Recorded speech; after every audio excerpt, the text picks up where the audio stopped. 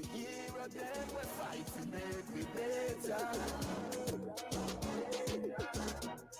You see that me did a trouble Miss Brown. See your little old woman a hustle through town. With a big bag, look at her face, clear sound.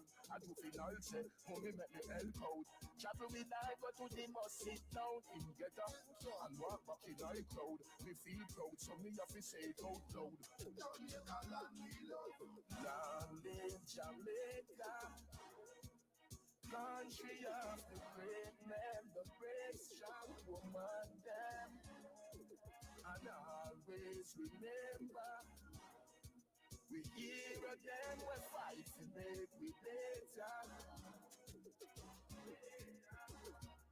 You see and bout Jesse man me hero. Still said an alcohol till me life out. Tacky crown can never ever come down.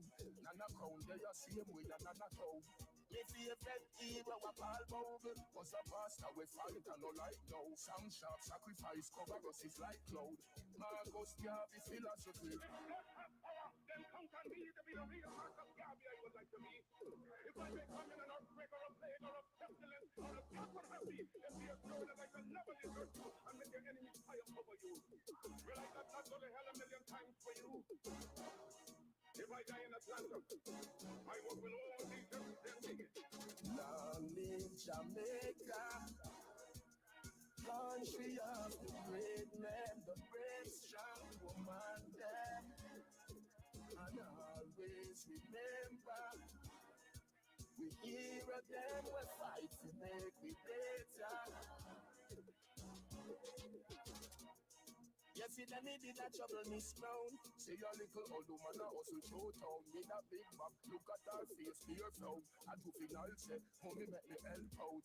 Travel with I go to the bus, sit down in get up and walk back in our crowd. Me feel proud, so me have to say it out loud. Land in Jamaica, country of the great men, the brave strong woman them. And always remember, we here again, we fight to make we better.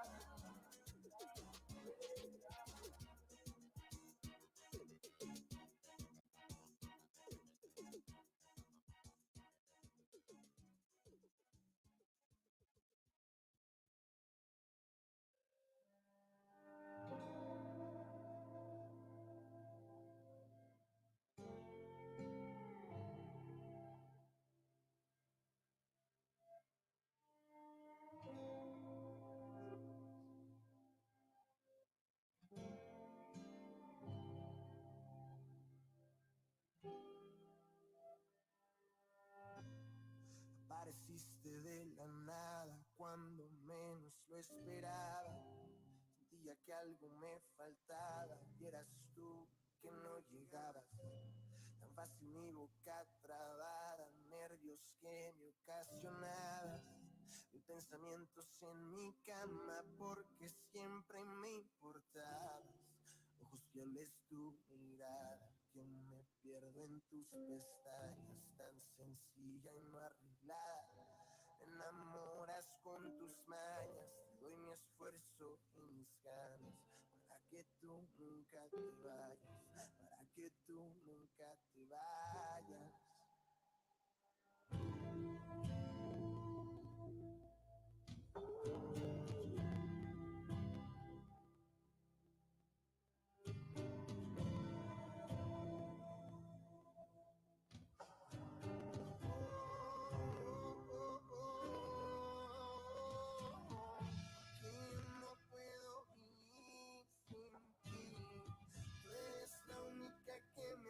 Sentir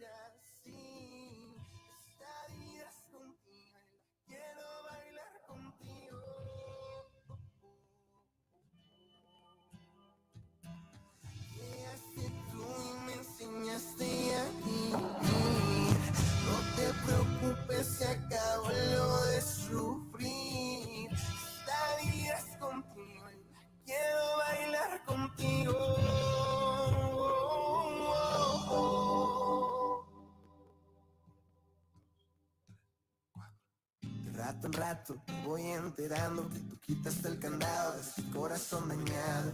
Obsesionado con tus besos y tus manos, las fotos que me has mandado y la forma en que nos amamos. Tú siéntete segura que mejor que tú ninguna, mi bendita ricura que me llena de locura. Tú eres todo en una, no hay nada que me aburra. Tú solo dime que sí, que empiece la aventura. Na, na, na, na, na.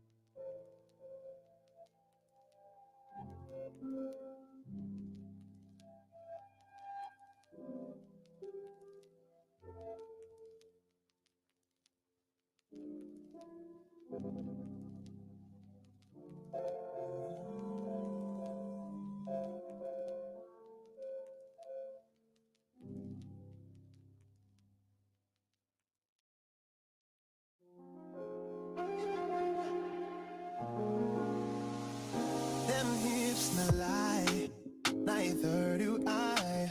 I want you now, let's get away from this masquerade. You and I, baby, I hear every tone. Melodies with my majesty, no one can take your throne. See it sounds, baby, colors of the rainbow. If you wanna take it slow, we can take it slow. Hear every little whisper, so clear. Feel every little moment that you're near. I paint a perfect picture, and you're there. Those hips don't lie, lie. Oh, I wanna dance with you. I wanna dance with you. I wanna dance with you. I wanna dance with you. Those hips don't lie. When you walk by, I wanna press rewind. Got a thing behind, wanna see that twice. No denying, no other guy can do you like I do like. When it's me and you, it's alright. Yeah, you got it, baby. Just the thing I like. Hourglass in the moonlight. We get down to sunrise. I'm all about you, baby. Let me take my time with you. You're every little whisper, so clear. Feel every little moment that you're here. I paint a perfect picture, and you're there. Oh, those hips don't lie. I wanna dance with you. I wanna dance with you. I wanna dance with you. I wanna dance with you.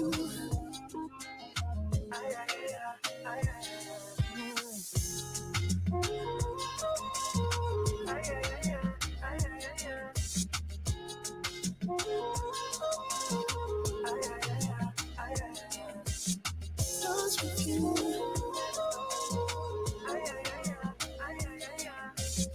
Dance with you.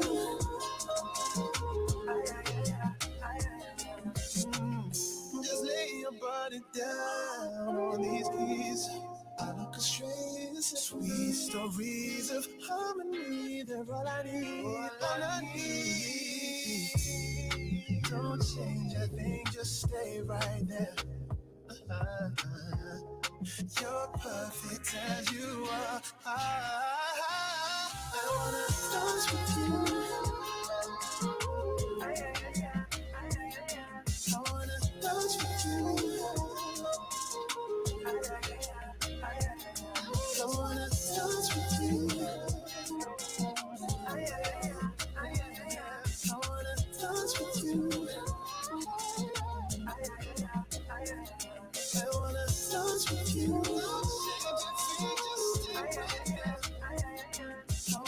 dance with you. I wanna dance with you.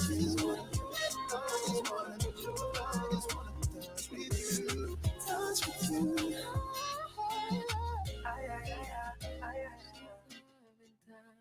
Despertando una ilusión, cegando por completo mi razón. Mantuve la esperanza conociendo tu interior, sintiendo tan ajeno tu calor. Probé de la manzana por amor. Quiero ya no amarte y enterrar este dolor. Quiero que mi corazón te olvide. Quiero ser como tú, quiero ser yo la fuerte. Solo te he pedido a cambio tu sinceridad. Quiero que el amor al fin conteste, porque siempre soy yo la de la mala suerte.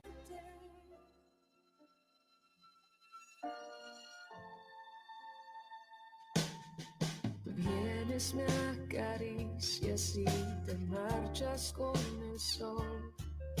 Me duele solo ser tu diversión. Dices que me amas, que no hay nadie como yo, que soy la dueña de tu corazón. Pero alguien más está en tu habitación. Quiero ya no amarte y enterrar este dolor. Quiero que mi corazón te olvide. Quiero ser como tú, quiero ser yo la fuerte. Solo te he pedido a cambio tu sinceridad. Quiero que el amor al fin conteste, porque siempre soy yo la de la mala suerte. Y no pasa nada si el amor no es perfecto. Siempre y cuando sea honesto y no, ya para qué pedir perdón. No es correcto. No puedo compartir lo que no se me dio. No soy la dueña de tu corazón. Yo soy quien sobra en esta habitación.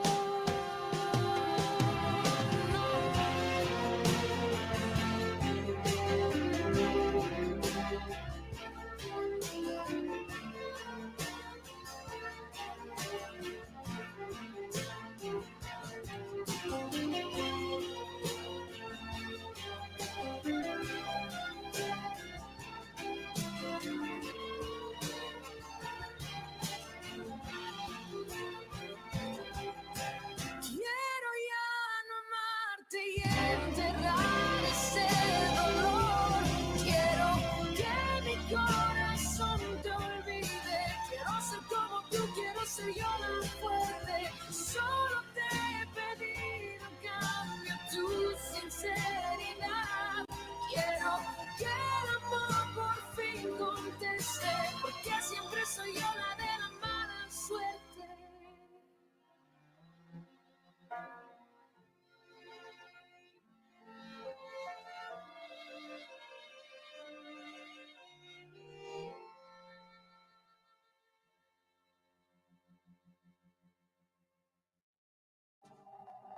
Chucky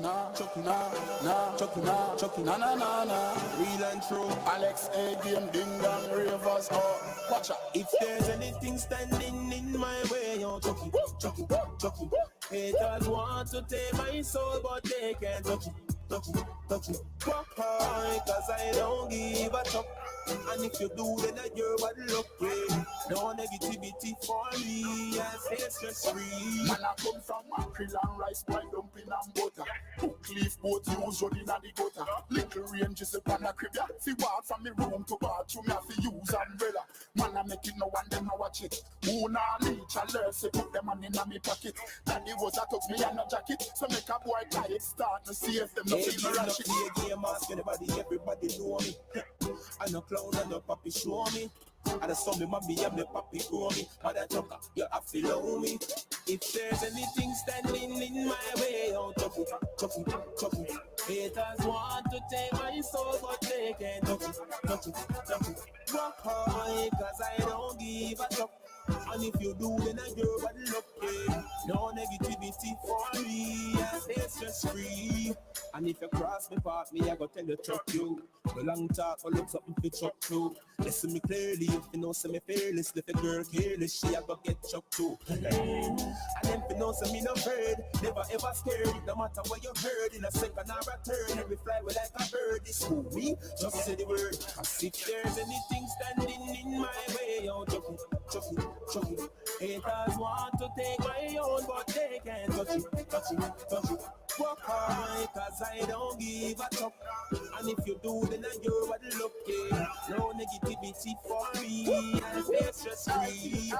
Man, I fly every weekend, all them send me one plane. Money me want, not give a chuck about fame. If your friend a drink any from enemy, them can't tame. No drop a seat on them, no we push needle in a vein. No tell me, say me chuck up to you, see me hold me lane. No bar with everybody, all when them a shout a name. I want like me with them and me mother, they bear the pain. But Father God, I lift me up, I him control the train. If there's anything standing in my way, oh chuck it, chuck it, chuck it. Haters want to take my soul, but they can't touch it, touch it, touch it. Walk high, cause I don't give a chuck. And if you do, then I see you what lucky. No negativity, me not free. I stay stress free. Chuck it, chuck it, chuck it. Chuck it, chuck it, chuck it. Chuck it, chuck it, chuck it. Chuck it, chuck it. If them want, tell them chuck it, chuck it, chuck it. Chuck it, chuck it, chuck it. Chuck it, chuck it, chuck it. Chuck it.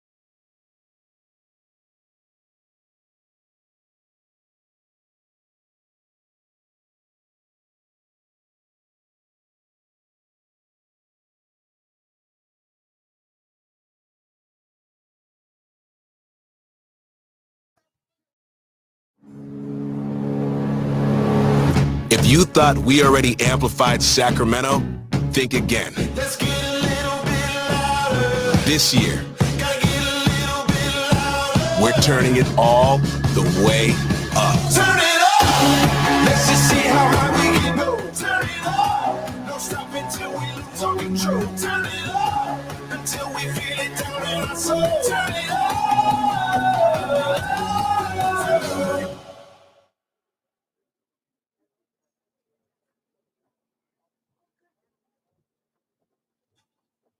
I starting? Oh, okay. Hola, Sacramento. Try again. Hola, Sacramento.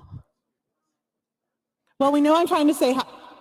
Well, there we go. All right. Hola, Sacramento. Hola. Right, thank you. That is what I'm looking for, Jose. Welcome to our 2021 State of Hispanics. As those of you who are watching online, we're here at the Golden One Center presenting our annual State of Hispanics, which according to my Facebook timeline, this is at least our 10th year that we've done this.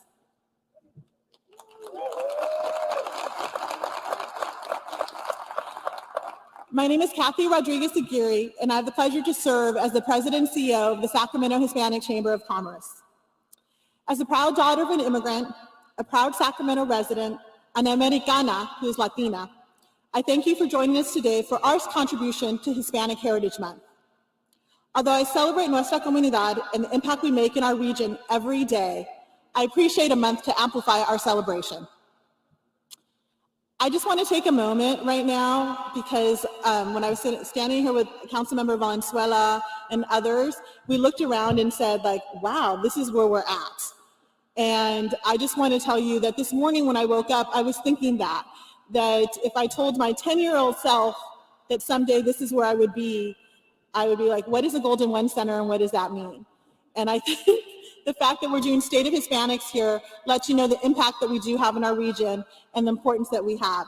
And Alex Rodrigo, who's the vice president here at the Golden One Center for the Sacramento Kings, often says the Golden One Center is meant for all. Our entire community, this is our home. And I hope you all feel that way as you're here sitting with us today.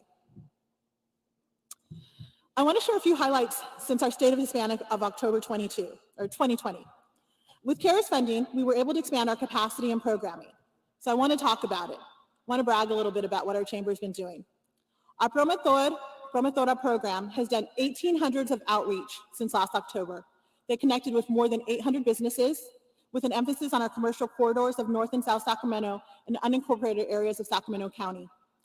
They helped our hardest to reach businesses with technical assistance, identified needed resources, ensured that they know about available programs, and helped them sign up.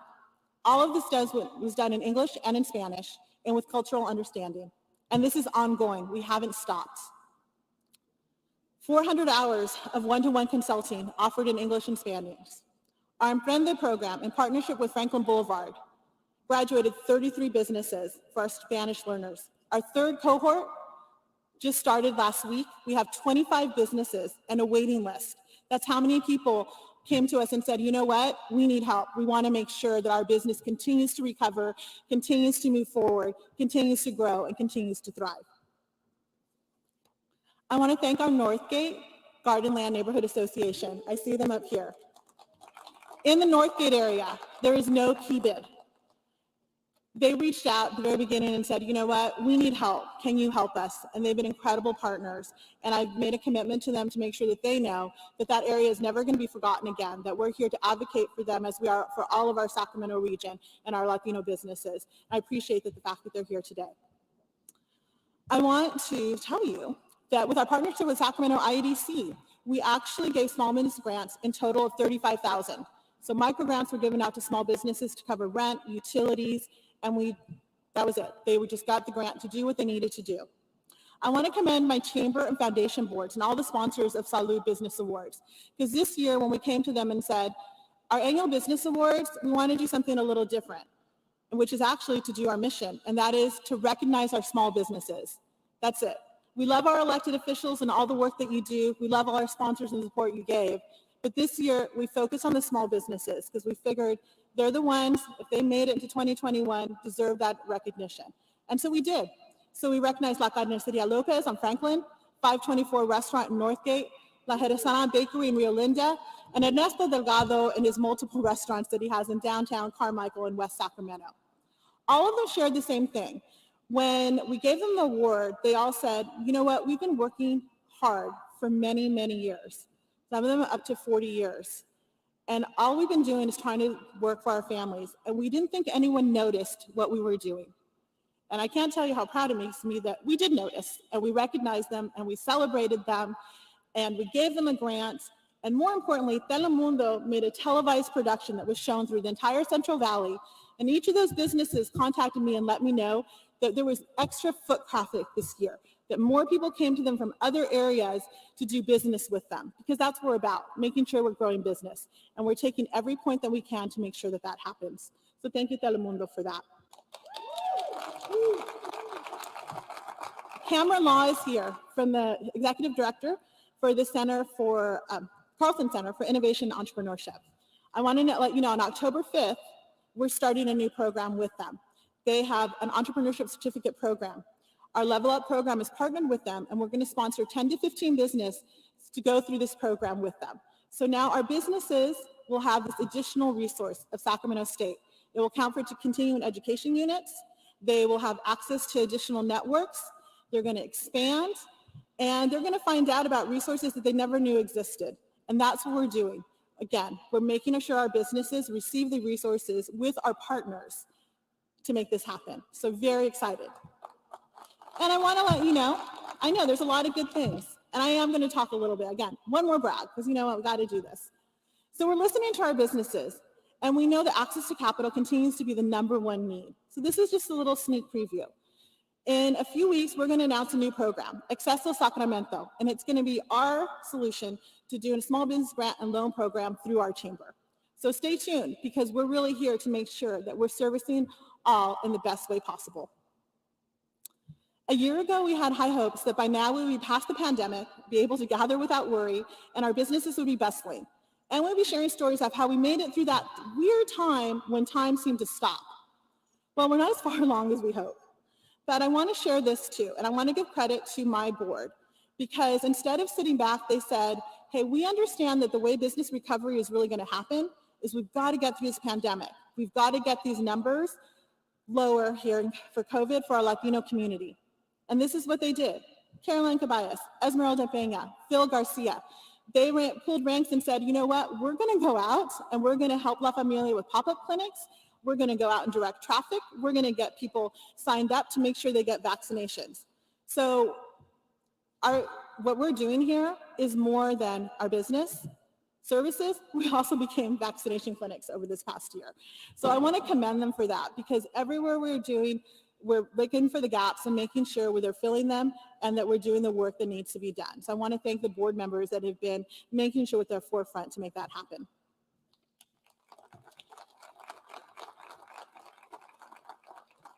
So here's the big thing, right?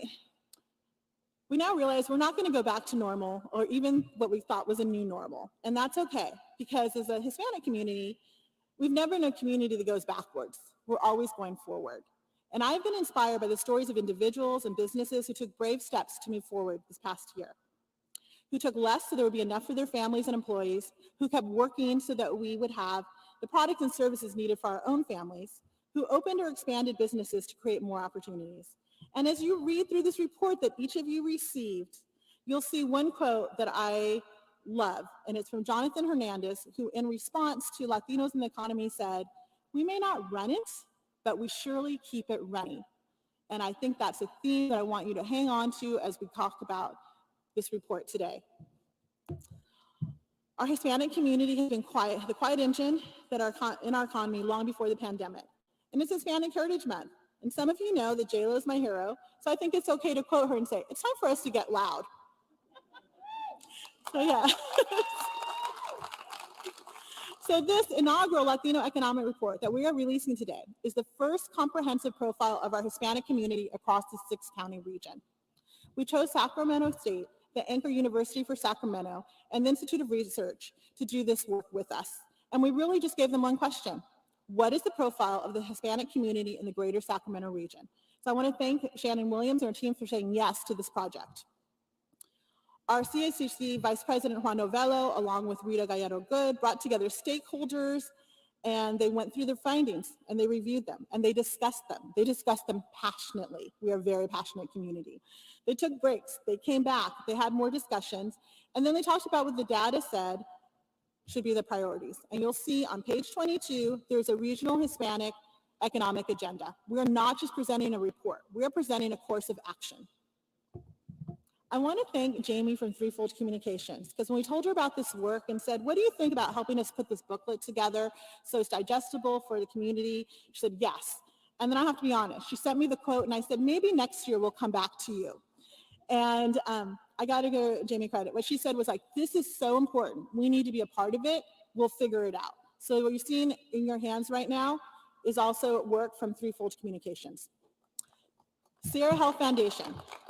Had a catch-up coffee with Richard Dana, their economic development person there, talked about this report, caught up on things, got a call half an hour later and said, you know what, I spoke with Chet Hewitt. We want to help underwrite this report because what you're doing is needed. So I want to let you know, this report is a long time coming. It's a profile of our community. We know, by the way, it's the base. This is the baseline. We know there's more work to be done, and we're here to make sure that that happens. But we all got to start somewhere. So what you're holding on to is our start. Thank you, Sacramento State, Threefold Communications, Sierra Health Foundation for understanding our vision and for your generous support to making this inaugural report a reality. I also want to thank our State of Hispanic event sponsors, SMUD, Golden One Center in Sacramento Kings, Telemundo 33, Kaiser Permanente, Wells Fargo, AARP, Sacramento State, Regional Transit, Five Star Bank, AT&T, JP Morgan Chase, and ABC 10. We applaud the commitment that all of you have to diversity, equity, inclusion, and collaboration. Now let's get to the main event. We'll begin with a video overview from our partner Telemundo. Shannon Williams will join me for a conversation, and then we'll have a dynamic panel led by our board director, president, general manager of Telemundo, Jose Flores. I'm excited. Let's start the video. My friends and I think about the future a lot, and it's looking brighter because SMUD's improving our air, helping the planet, and using technology and new ideas to power healthy communities where we can all live, work, and play. By 2030, SMUD will be 100% carbon-free, so you can live in a clean power city. Join the charge with SMUD at cleanpowercity.org. Como universidad enfocada en exploración y resolución de problemas, Sacramento State se enorgullece de ser la cuarta universidad más diversa del oeste de los Estados Unidos, ya que ofrece programas y centros para servir a nuestra comunidad inclusiva. Podemos ayudar a los estudiantes a lograr sus sueños, planear su futuro y redefinir lo posible en Sac State. Stingers up!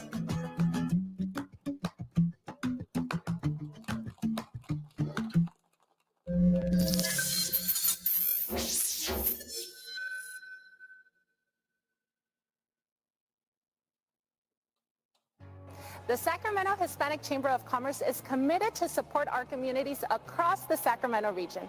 And now they are releasing their Hispanic Economic Report to empower our communities out of the pandemic. This is the 2021 State of Hispanics.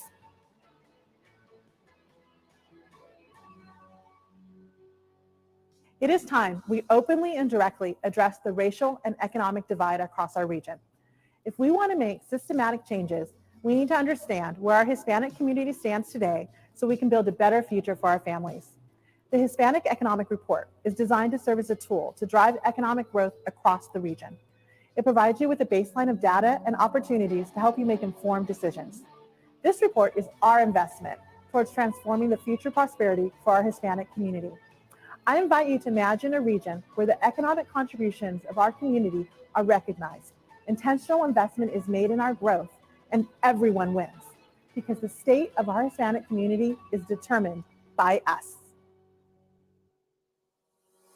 The Hispanic Economic Report highlights that we are the fastest growing and youngest segment in the region.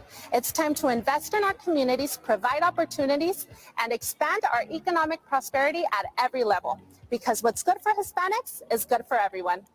The objective of the Hispanic Economic Report is to empower you, to unite us as a community, una comunidad, to lead an inclusive and intentional economic agenda that champions consistent and significant investment, education attainment, regional racial equity goals, financial literacy and civic education, representation of Hispanics in the future of workforce in the Sacramento region, high-speed internet within homes in our communities, home ownership, and a strategy of regional economic approach within our 6 counties. This is our opportunity, nuestra oportunidad. Our time is now. Hoy es nuestro momento. To give you a better idea, out of the total population of the region, 22% is Hispanic. But how is this represented in purchasing power? The annual income for Hispanic households is of little over $61,000, while those non-Hispanic households reach $70,000. And what do we have for education? Only 12% of Hispanics obtain a bachelor's degree, compared to that of 23% of other non-Hispanic groups. And only 5% of Hispanics obtain a higher education degree. While it's eye-opening to see the need to support Hispanics and the real impact our community has across the region, what does this mean for the future of Hispanics as we continue to face the struggles of a pandemic? The COVID-19 pandemic uncovered the results of the historic levels of income inequality in our communities. While many got to work from home, a good majority of our community risked their lives to keep our businesses and economy open. We became essential workers, teachers, mental health advisors, and the engine that kept our region going. The risk of dying and getting sick of COVID became more real and higher for our Hispanic community. And now it is up to us to continue to get vaccinated and be part of the economic recovery of our region. We have learned how to pivot, how to operate in a digital world. We have missed birthdays and family gatherings, but we're fighters. And little by little, we have started to try to get back to our normal. Our numbers are scary, but our resilience is stronger. Here is some alarming data. In 4 out of the 6 counties that compose our region, there is more COVID cases amongst the Hispanic community than any other group. The percentage of deaths in Latin communities is 21% higher than any other group. This is mainly due to socioeconomic factors and the need for investment among our communities. We are a community that is ready for success. We just need to become aware of our value. We invite you to view the full report on our website, shcc.org/report. Take time to read it, review it with your family and friends. Talk about it. Figure out where you can be a part of the solution as we all work together, the Sacramento Hispanic Chamber of Commerce, our entire region, Junto Sacramento, to be an inclusive, diverse economy. Thank you. The Sacramento Hispanic Chamber of Commerce continues its commitment to strengthening the Hispanic communities in the whole region. Thank you for tuning in this informative journey that has shown us where we are as a community, what we can contribute, and what the future holds. To see more, you can head to the information on screen. Thank you. I am Jocelyn Cuevas, and I'll see you next time.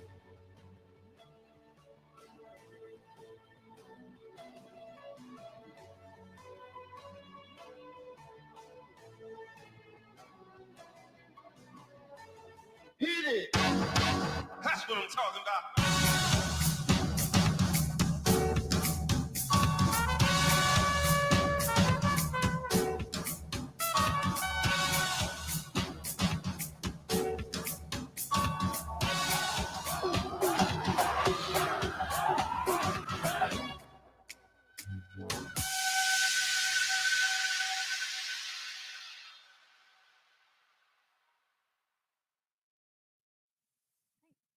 So thank you, Telemundo, for the video. It was fantastic. We really appreciate it. So now what we're going to do is I wanted you guys to hear from the lead researcher, Shannon Williams, from the Institute of Social Research at Sacramento State. So we're going to talk a little bit about how this data came to be, the report was made, and if there's any questions, there is a microphone over here. We can take some Q&A. So Shannon, thank you so much for being here with us. Thank you. So let's kind of start from the beginning. We came to you and said, we have a question. How do we find out what the profile is for our Latino community here in the 6-county region? And how did you start from there? Right.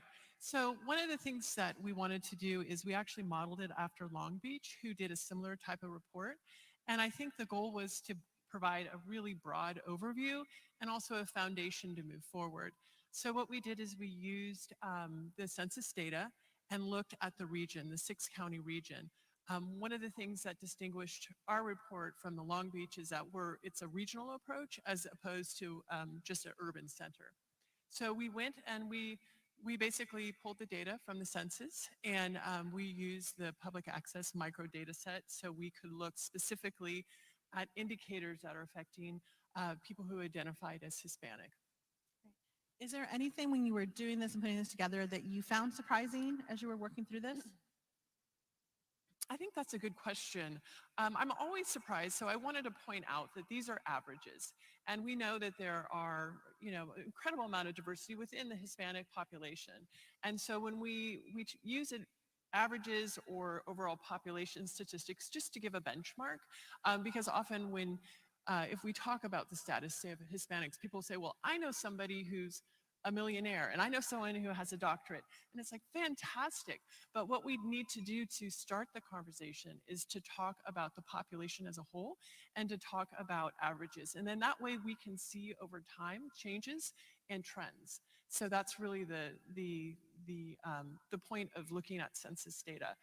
I think one of the things that stood out to me that I was really excited to see, if you look at the education graphic by age. So definitely Hispanics have lower educational levels, but if you look at it by age groups, what you can see is a very definite trend that Hispanics and their families are gaining more and more education generation after generation. There's still not parity with the overall population, but I think that we still need to look at, there are gains being made.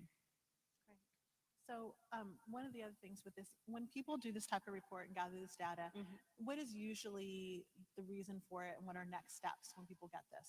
I think that's also a great question. So data is data, and I think the importance of data is to start a conversation. And I can stand up here and say, I'm the researcher, or I looked at the data, or my team did at the Institute, but that's really not the important point. The important point is for you all to have a conversation within our communities, within our business, within our government about what this means, because I can provide the numbers, but you all have the stories, and you all have the ability to really put meaning and context around the numbers, and I think that's the next step. How is this impacting your community?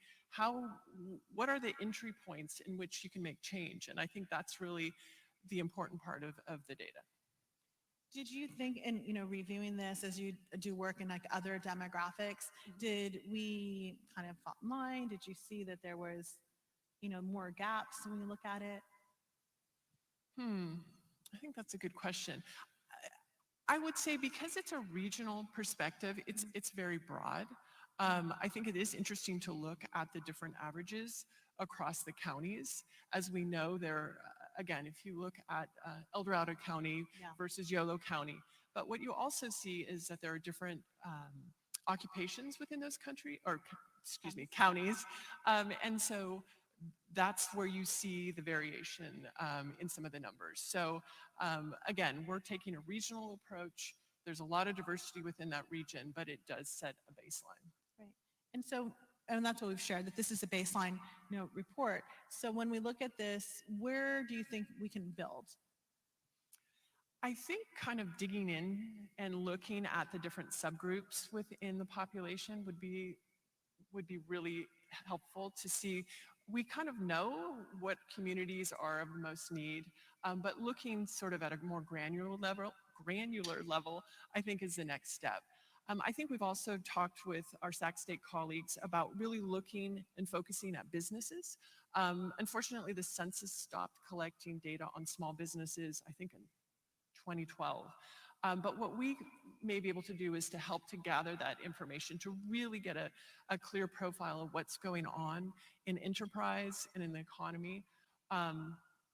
So I think that's our next step, is to look at sort of the dollar amount that the Latinos and Hispanic families are contributing to the economy.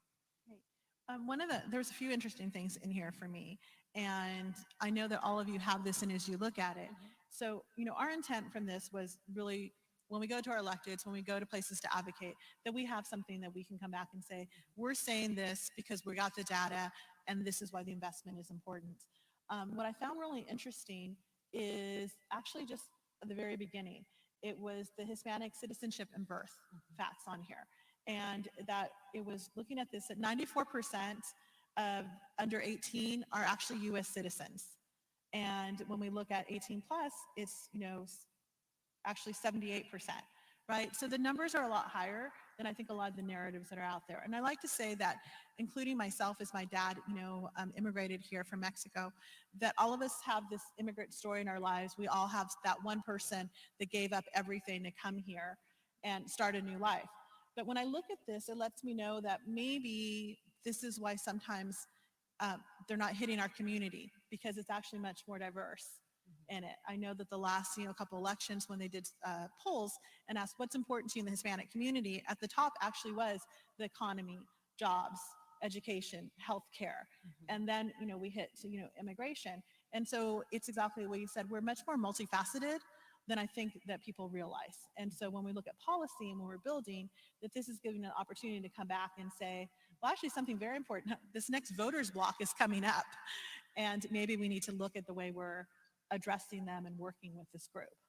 Yeah, I think that's a great point. And I think that what we hear about the workforce is that we need educated, skilled young people. And when you look at the percentage of the population who are Hispanics and Latinos that make up that population, that it's a real oversight for the whole community if we're not training and educating Latino youth. So I think that's a really great point.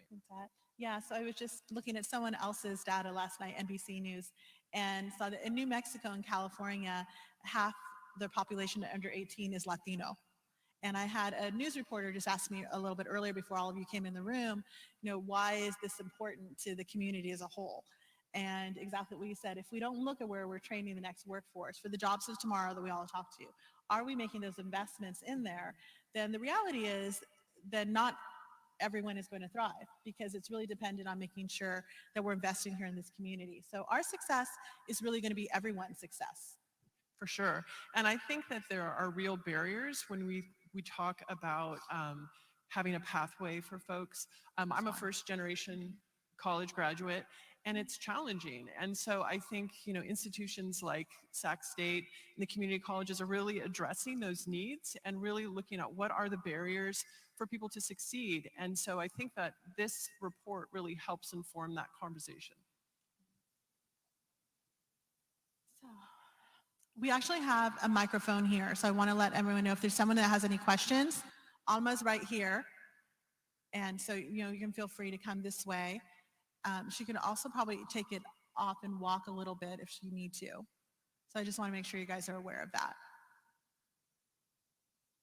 So something else, in here that we're looking at, since you are in education and we talked about this, there was, interest too, as far as like what these percentages look like. So when you're in a higher education, so you just said first generation, what are some, I know there's programs, so these programs are here, enrichment programs to make sure people know what the opportunities are, but really what more can be done? What, when you look at this, being that this is your field, what could really be done to really move this? And also like on a larger pathway, because I think when we look at a lot of our larger institute, what's also missing is in the leadership roles, executive leadership.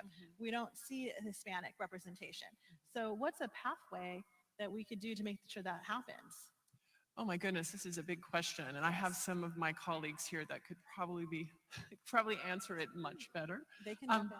I think if you look at college success, one of the statistics here that we presented were the percentage of graduates who actually meet the requirements to attend a CSU or a UC.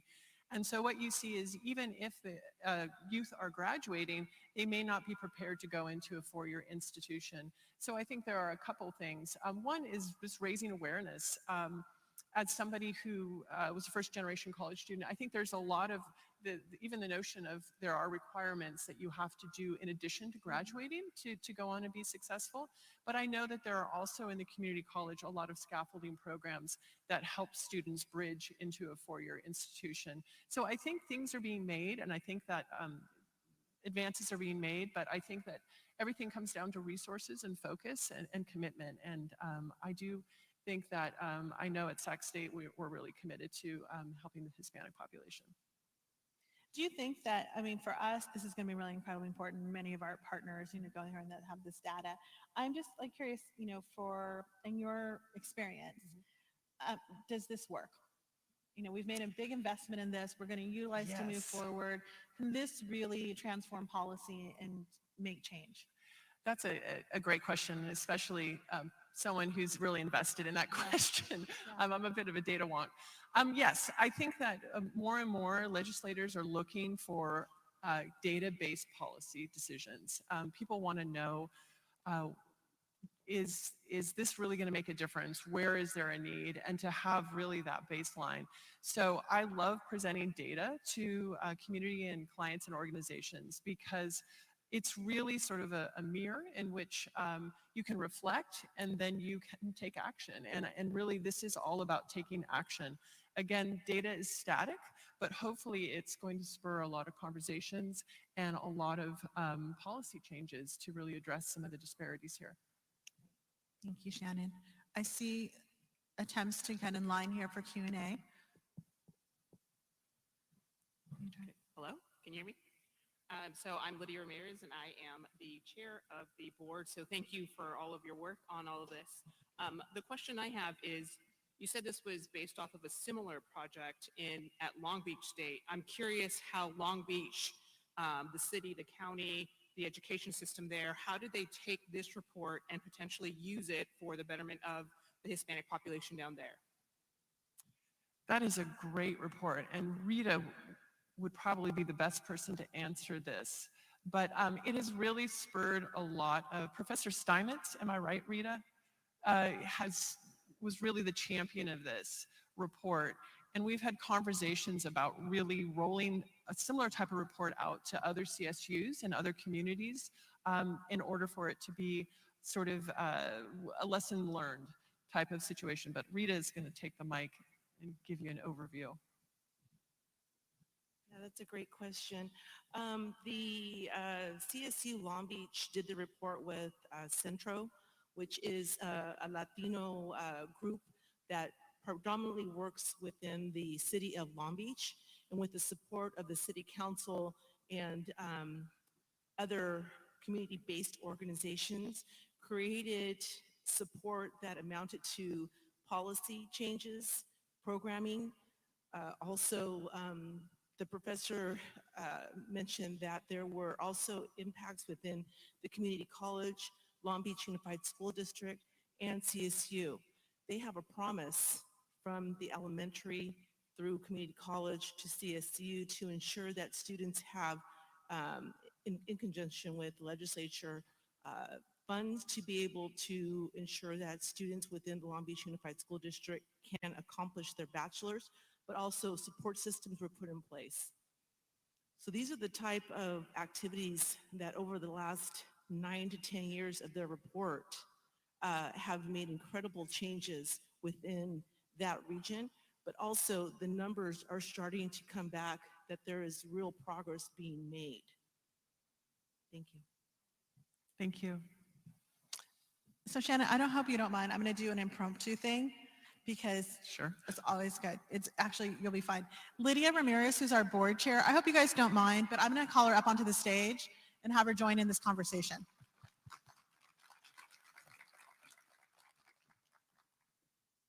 So Lydia, along with being our board chair, is actually also the CEO at 5 Star Bank and also the Diversity and Equity Inclusion Officer at 5 Star Bank, and highest ranked Latina here in our region in the C-suite.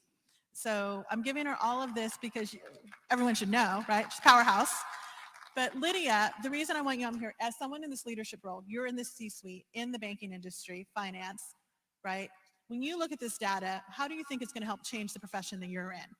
So that's why I kind of asked the question, right? And that's why I felt you needed to be up here. Yeah, so the fact that Long Beach was thoughtful enough to have such a report and then for us to mirror it, my hope is that we would do this statewide, right? We have so much potential, but the number that's stuck out to me the most is the lack of knowledge of our children in high school that don't understand how to get into a 4-year college. That's the number that sticks to me the most. The disparity between those that are non-Hispanic and understanding the academic rigors and or requirements to get into a 4-year versus the Hispanic, we're doing ourselves a disservice there. If they're not prepared, how can we ask for our Sac State to come in and help get those groups to get through graduation if they're not prepared to get into the door in the first place? So to your point, Rita, it's going to take the help of city councils. It's going to take the help of the Board of Education in all of these different communities that we serve. I'm part of North Natomas And so I do a lot with that group. And in fact, I'm the president of the Little League out there. I feel like, you kind of, yay, Little League, right? So, it's just one of those, we see so many of our children growing up through these processes. And so that's the number that really sticks out to me. For me, it's about education. And if we don't have education, we really can't go to that next level. We can't attain we need to break the barriers past the rent. Like the other number that didn't stick out to me was, well, how many of us are paying a mortgage? So that's the number that's in here that's missing, right? Like, and if that number is disparity low, then what are we doing to help? From my perspective, as a person of finance and in that industry, how am I helping to create equity amongst that group and really driving that? I know I've been a part of NAREP and they're doing a great job of helping to really go down into the grassroots and help educate what that looks like. What does credit mean? How does it follow you? How do you apply for these? What's the medium income that we need to be able to establish that? So a lot of that comes back to me. But then as a Latina in the C-suite, I'm looking to bring people with me. I need to see more Latinas in the C-suite. I need to see more Latinas in the political realm. I need to see more Latinas that are CEOs. I'm 41 and I hope to be a CEO myself sometime soon, right? Not that James Beckwith is going anywhere anytime soon. Okay, we're gonna put that out there very clear. But I have a long trajectory and I'm hoping to do that. And I'm hoping to establish that model for people underneath me to see that it is possible, because our people need to see us. Exactly. And if they see us, they know it's possible. And if they know it's possible, then it's our job to mentor. It is our job to mentor. I'm going to say that again. It is our job to mentor those that are underneath us. Take a 20-year-old, take a 30-year-old, take a 35-year-old, take a 40-year-old, and ask them, what are they doing? I feel like I'm always being mentored. Phil, Caroline, they've done so much. Alice, for our community, these are great mentors. Larry Garcia. There's just a multitude of people that we can reach out to that are within this community that can really reach out and grab people and take them to that next level. Stay here. I was going to jump in. Thank you. And I think that, you talking about what are we going to do next and what are the next steps, it's just exciting for me to hear you talk about what are the meaningful indicators for you.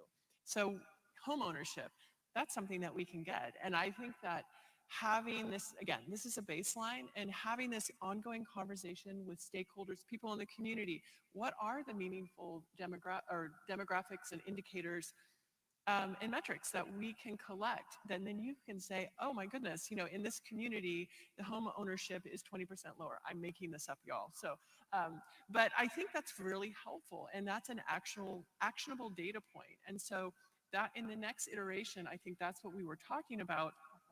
And I think this is a model of Long Beach, of having these community conversations in which we can really make sure that the data that we're collecting is meaningful and really targeted for action. And I think right before you take Caroline's question, what's really important about this is this is a regional focus. And you'll hear in the next panel, when we were meeting with them in advance, that was one of Deborah's questions, focusing on Yolo County. It's like, wow, I just realized our Latino community is more renter than home ownership, and yet we're the largest workforce. Where are we going to be?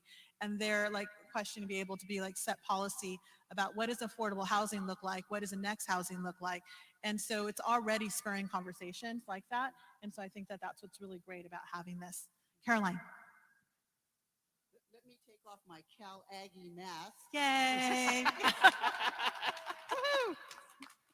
So Kathy, a little while ago you were talking about the data about the education levels, the K through 12 age groupings, that kind of thing.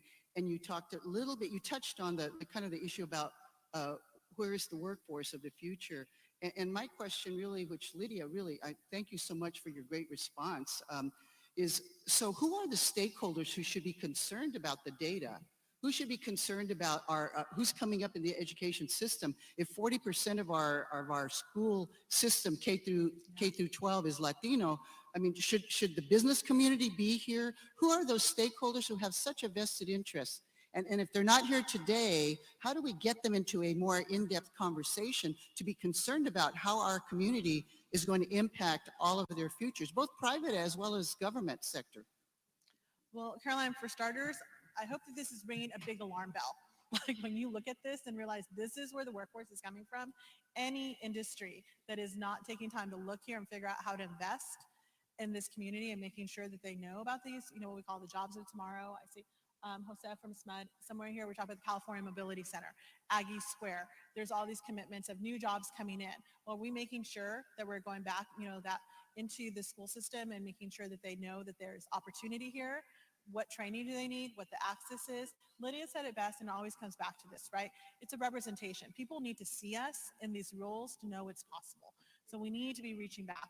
But I hope that when they look at this, it's in a big alarm right now, and a good one, right? Because this means there is workforce. It's coming from us, but you need to start investing in it. And so our hope is we take this and it makes us stronger. As Shannon said, now that we have some data to, hold, and a really pretty report, format too, it's easy, it's digestible to go like, look, here's the numbers. They don't lie. And if you're going to want your business to be successful, you're going to need us. And again, investing in the Hispanic community is an investment at all. That's, I really want to make sure that we all know that. If we succeed, all succeeds. That's, what we're saying. Lydia, you had something to add. Yeah, I would say that for us from the business community standpoint, right, it's really going to be our job to lead that charge. We're driving the economic engine for what is the greater Sacramento region. So if we're driving that economic engine, we know that we need a workforce. And if we need a workforce, we need to look back and figure out who's going to be that. I read an article, very interesting article on Forbes yesterday, and it was dated a while ago, but 60% of the jobs that our children are going to inhabit don't exist today. Think about that. 60% of the jobs that our children are going to use to be able to make their income do not exist today. That's incredible. That means we have creativity, we have innovation, we have so much coming behind us, and we need to spur it. And if we are the largest growing population, then we need to do our job as the business leaders to ensure that we have the future underneath us ready to take those jobs.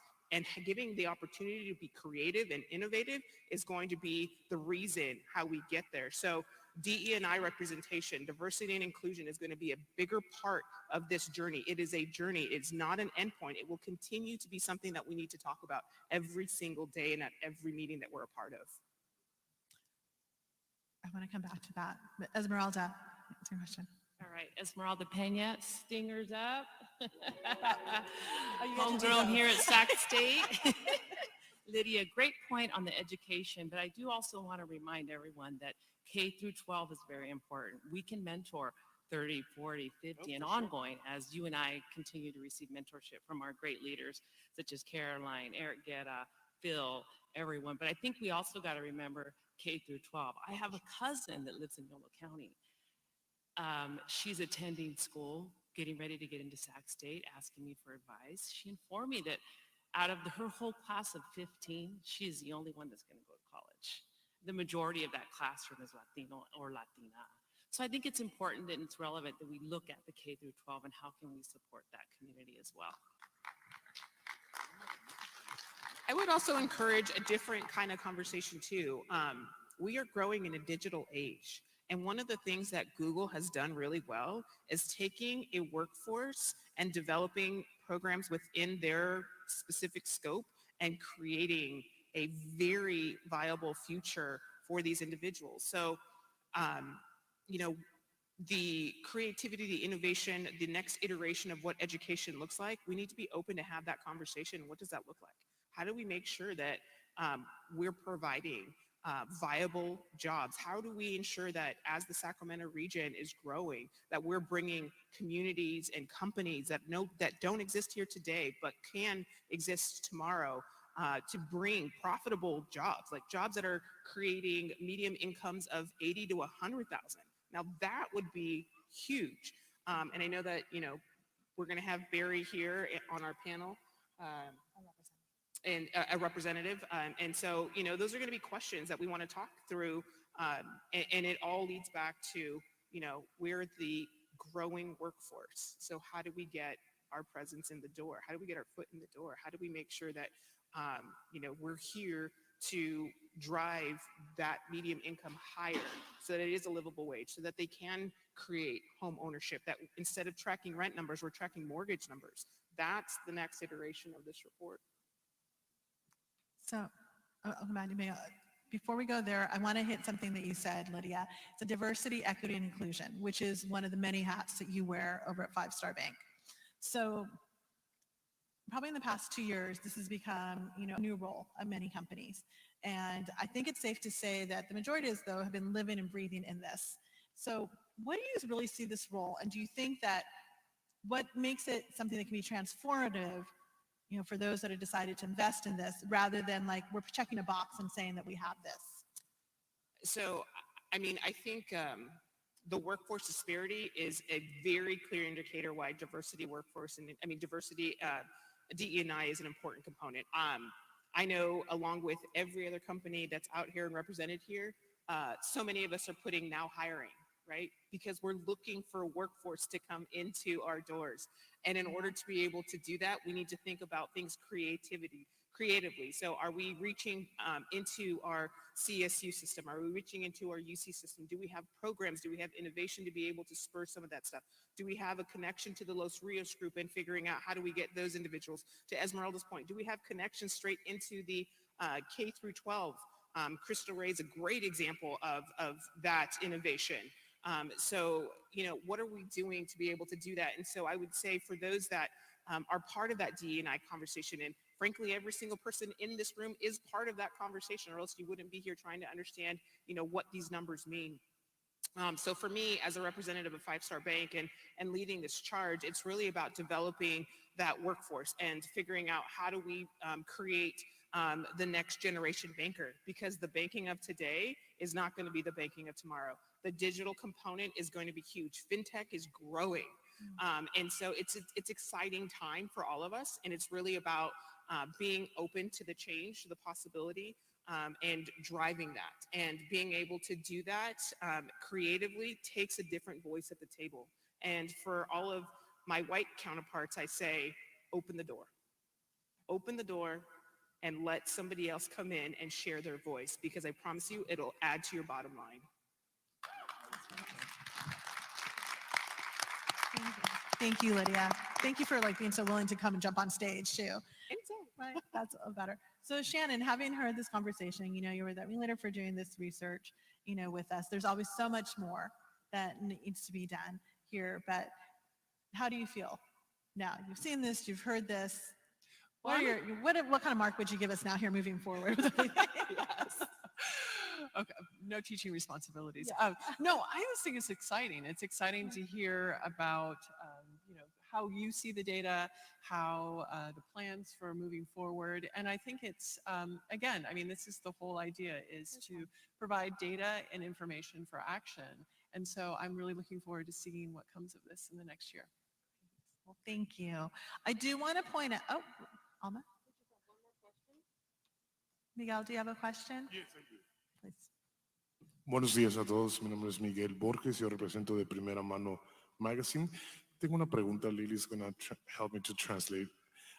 Como líderes, ¿cómo podemos hacer para terminar el estereotipo entre nosotros los latinos y tener más presencia en cargos políticos y de liderazgo en nuestra comunidad? Translation.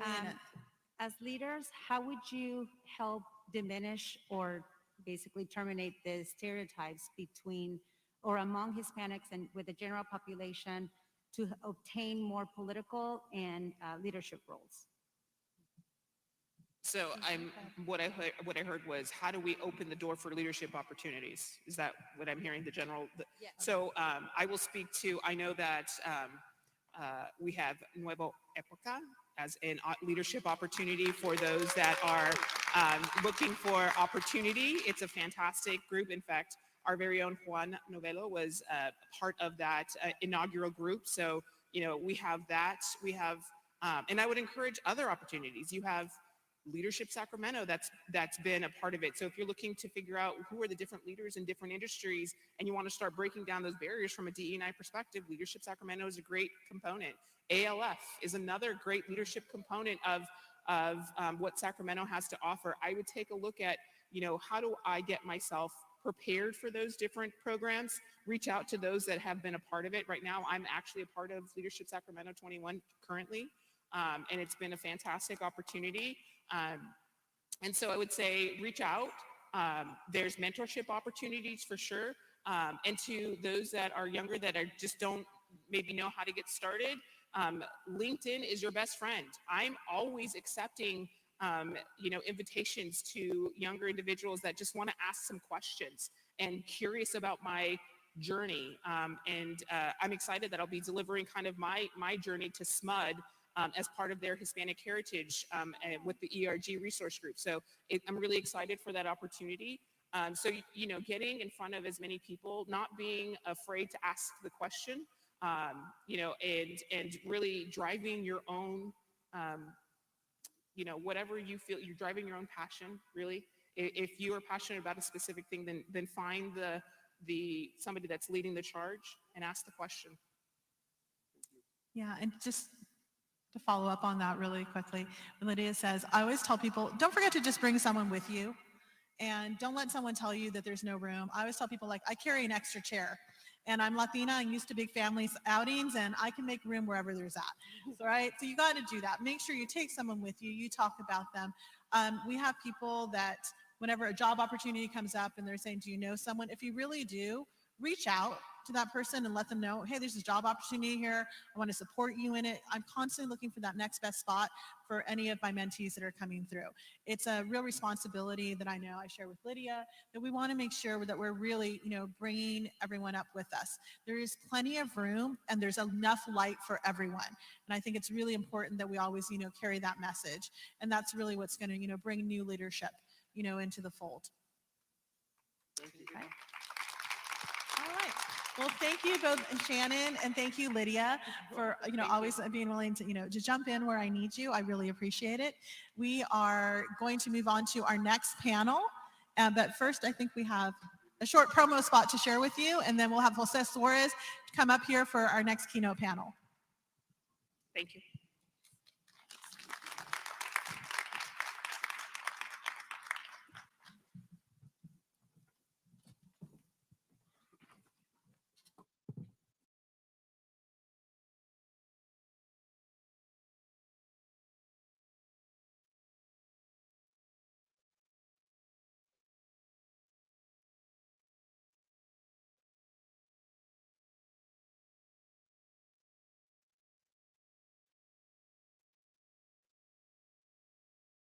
La lesión está sanando bien. No apoya esa pierna, ¿ok? ¿Y qué le dirá a los muchachos? Soy su goleador estrella. Ten paciencia. Gracias, doctor. Ya me hizo cita con el fisioterapeuta. ¡Wow! ¡Qué buen doctor! Por algo trabaja con atletas profesionales. Sí, pero tú tropezaste con el balón del Luisito. Igual es una lesión deportiva. Sí, mi amor. Deportiva. En Kaiser Permanente facilitamos el cuidado de calidad para que vuelvas a jugar cuanto antes. Latinos are like millions of diverse threads connected through our shared heritage. AARP recognizes that we make the fabric of America stronger through our contributions, talent, and unique experiences. From one loom, we weave a collective future. And with AARP, we ensure that future is filled with health, wealth, and happiness. Celebrate your Latinidad. Connect with AARP.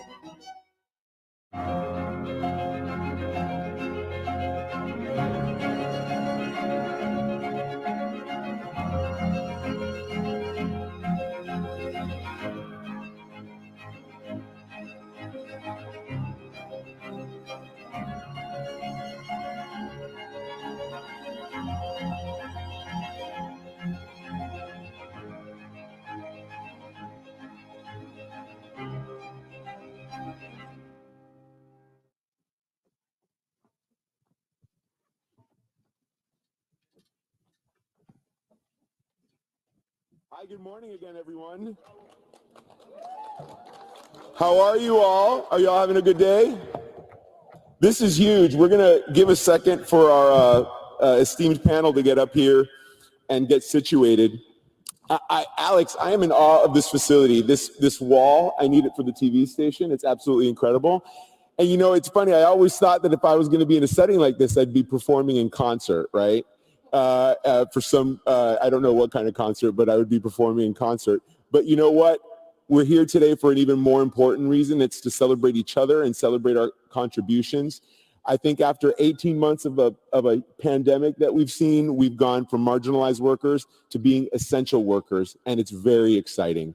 So lots of reasons to celebrate. And before I move on, I am in awe of the ladies that were up here. Honestly, thank you for your leadership. Thank you for your huge contribution. Thank you for having us here today. You all are an impressive bunch. And I always learn something when I'm in your presence. So thank you so much for your leadership and everything that you do. So you know what, a round of applause again for them. So what I'm going to do is we're going to go through the panel. Everyone's going to introduce themselves, and then we're going to get to some talking. And then at some point, we'll also open it up in case anybody has any questions that they would like to ask. So Deborah, why don't you kick things off for us? Yep. Yeah, it's working. Good morning, buenos días. Mi nombre es Deborah Bautista Zavala. I'm a school board member at Woodland Joint Unified School District, and I'm also a legislative advocate for the largest school district in the state of California. Good morning. Good morning, everybody. My name is Scott Powell. I'm the Executive Vice President of the Greater Sacramento Economic Council. Thank you for having me. Hello, everyone. Good morning. My name is Miriam Martinez. I am a student at Sacramento City College. I am currently majoring in pre-health occupations, and I'm so happy and excited to be here. Good morning. My name is Lisandro Madrigal, and I am with Chando's Tacos, a local chain here in Sacramento.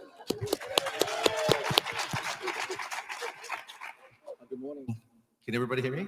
So I'm Paul Lau. I'm the CEO and General Manager of SMUD. All right, so everybody have a seat, get comfy so that we can start this. So I think everyone's had an opportunity to look at the report, correct? Let's go ahead. Paul, I'm going to start with you if you don't mind. Any surprises? What are you thinking when you're looking at this report and you're hearing all the results that we're seeing? Yeah, the thing that actually surprised me was, you always hear about the digital divide, right? That the underserved communities, especially Hispanic communities, do not have access to high-speed internet. But the report actually shows that it was actually pretty, they're both at about 88, 89%. So I was a little kind of surprised about that. But then I think I'm sure my fellow panelists are going to have some insight into looking at that. And then what didn't surprise me was really about the educational gap, especially on the higher educations, where the Latinx community is about half is the rates of higher education. And then they're double on folks actually only having a high school and below. So that, not surprised. And then certainly the income disparity, between, non-Hispanic about 70,000 and Hispanic about 60,000. So that's probably what I got actually out of the report. And Miriam, you deal with education every day, right? So tell us, were you surprised by those findings, and what are your feelings about that?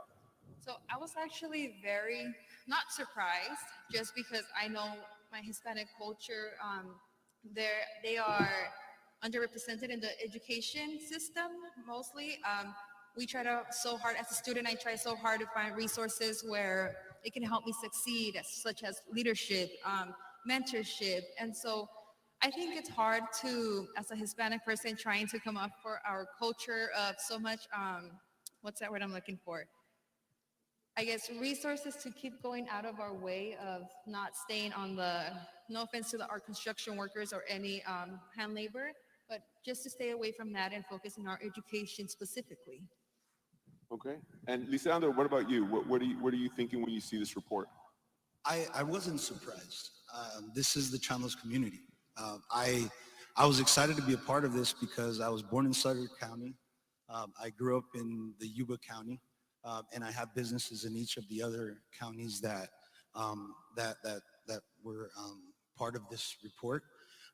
And this is who my employees are, their families, and our guests that walk through our door every day. I come from a migrant background. We pick fruits and stuff, and it kind of validated what we're living on a day-to-day basis. Scott, how about you from your economic perspective and what you're seeing? And you're new to town too. Yeah, exactly. Newish. I've been here a couple of years. So again, first I want to congratulate the Hispanic Chamber for taking such a data and evidence approach to this report. Everything we do at the Greater Sacramento Economic Council is based upon data and evidence as we're trying to grow and diversify the economy. So first of all, kudos to you for coming up with such a thoughtful report.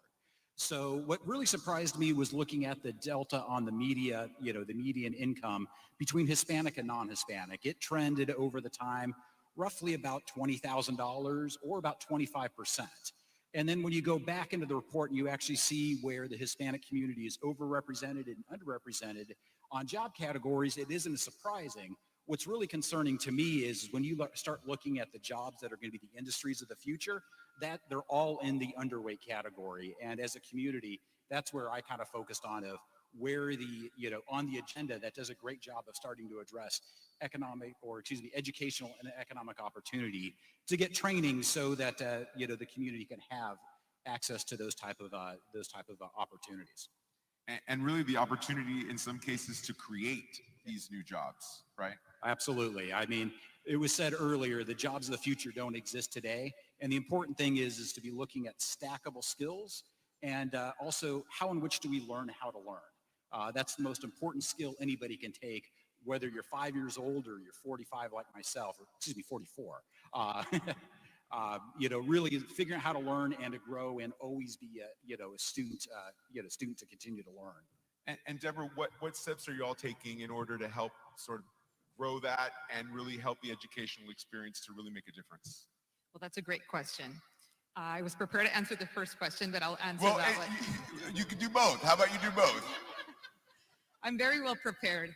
In full disclosure, I am here this morning to speak on my perspective, not a representation of the whole of the Woodland Joint Unified School District, but as an individual school board trustee. I'm also not speaking on behalf of the organization that I represent at the legislature, so all of my opinions are of my own. In the first question that you asked about whether I was surprised about the findings, yes, I was, but I'm also a product of this region. I was born and raised in this region, and I'm the only one on this panel that represents an individual living outside of Sacramento itself, right? I come from Woodland. I was born and raised there. I was raised in a household that was multi-generational and is still multi-generational till this day. My grandparents came here in the 1960s in the Bracero program. They purchased a home for $10,000. And fortunately, it still belongs to my grandparents.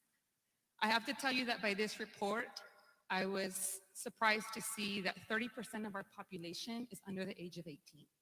What does that tell us? What does that tell me? That every decision that I make for the Woodland Joint Unified School District affects 30% of our region's youth. What does that say? That the voting power of our Latinos is growing by the day.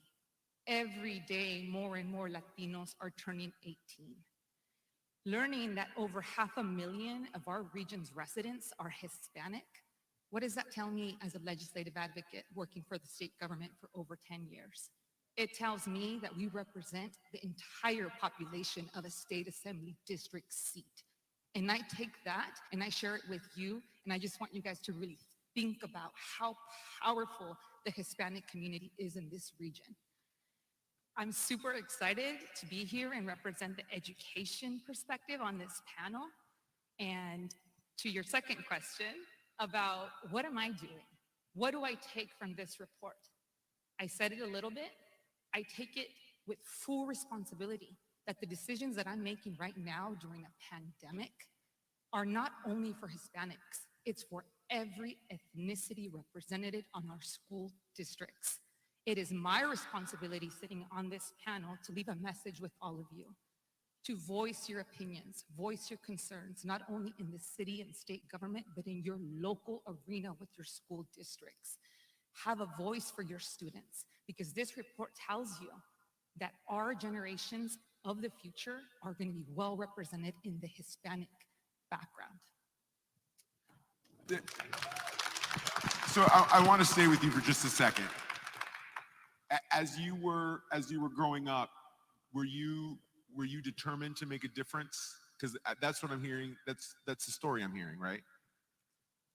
You know, I think that it comes through my experiences, the challenges that my grandfathers faced, the challenges that my single mother faced, and the challenges that I face as a mom, as a partner, as a Latina woman, trying to continue building my career. I am dedicated to my community. There is not one day that I don't think about how much I need to work in order to better all types of different policies so that the youth that I represent have a better opportunity at their future, at better shot of what they could provide for their families, for their parents. Yes, I feel very well vested in this region. I have worked in Sacramento for over 10 years. This is my second home. Sacramento has provided me a lot of opportunities, but it's my civic duty to make sure that I give back and that I take people with me and that I raise them and elevate them just as I was elevated by those around me. Lisandro, you have a similar passionate story about this community and what it means to invest time and money in this community. Can you talk just a little bit about that and your commitment to not only growing your business, but growing Hispanics, growing people? Well, first of all, I never thought I'd be sitting here today. And who would have thought that the power of a little taco would give me this opportunity? They're that good though. Yeah, They're that thank good. you. Thank you so much. Well, it's tough. There's a lot of challenges. I think, growing up, we become kind of a product of our environment. If we don't have mentors like my brother Joel that's sitting here, and people that you kind of look up to want to do more, because our parents didn't come from an educated background. They were farm workers, right?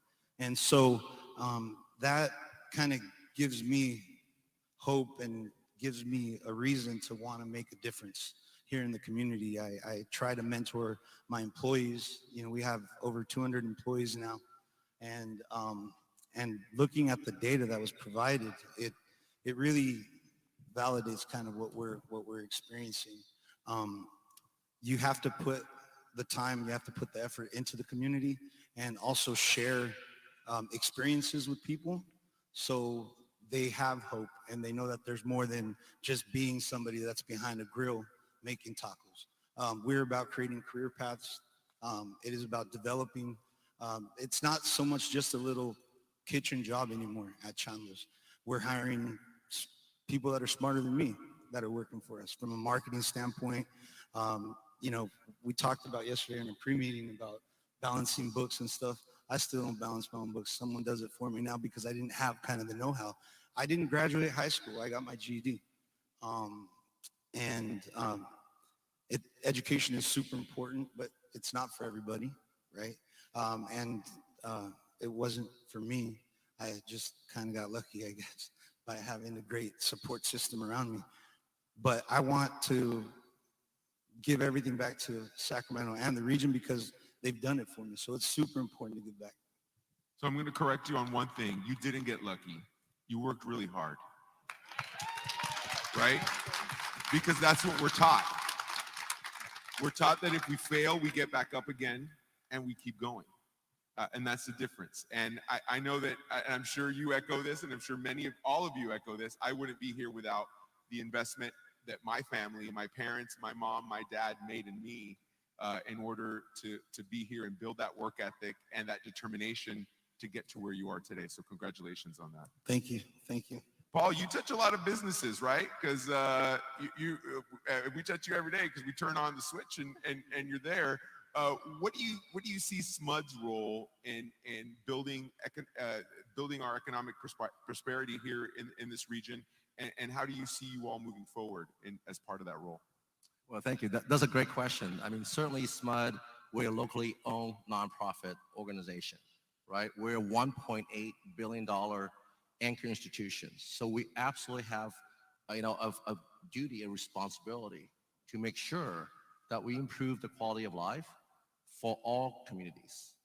So for me, I mean, as you know, like Chando, I mean, when I joined SMUD 40 years ago, I never thought a young immigrant boy coming from Hong Kong, barely speaking English, are blessed today to actually have an opportunity, right, to run one of the biggest local institutions in town.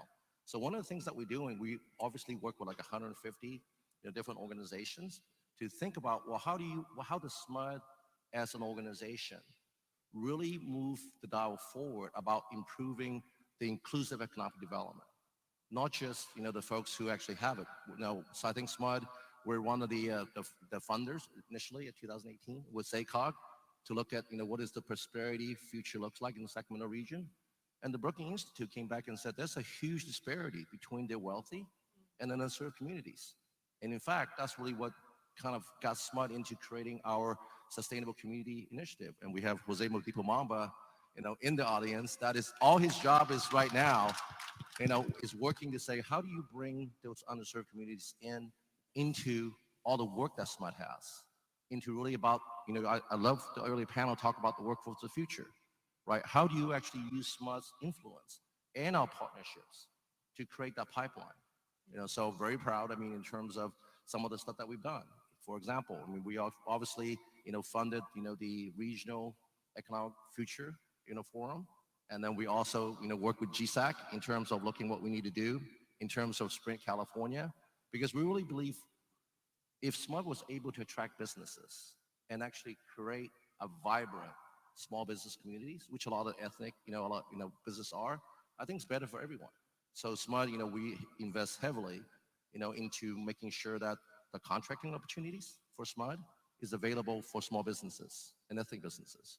We also invested in, you talk about leadership program, making sure you have representation. So I think we were the founding funders of Nueva EPA, which is actually training, and giving exposures to Latina, coming up, the Latino community coming up in the ranks, right? And actually developing that leadership skills that is so important. And then also for SMUD, and then one of the things that I'm very, very proud of as being the new CEO, we have established one of the most aggressive climate change goals in the nation. We're going to try to get to zero carbon by 2030 because we heard from our kids and our community that's important. But one of the things that we said is equally important is making sure that it's an inclusive zero carbon economy to make sure no one gets left behind. And we're doing that by saying the zero carbon is what we do. But DE&I, diversity, equity, inclusion, is how we're going to do it. We want to make sure all those jobs in the clean energy sector is going to be available for everyone in the community, making sure they have access. So that's why we work, with the California Mobility Center, right? We're a family member, and we located it, with Eric Herrera, I think that saw me earlier, into his neighborhood in terms of how do you, and then work with La Familia to train over 300 folks from the underserved communities for those new e-mobility jobs.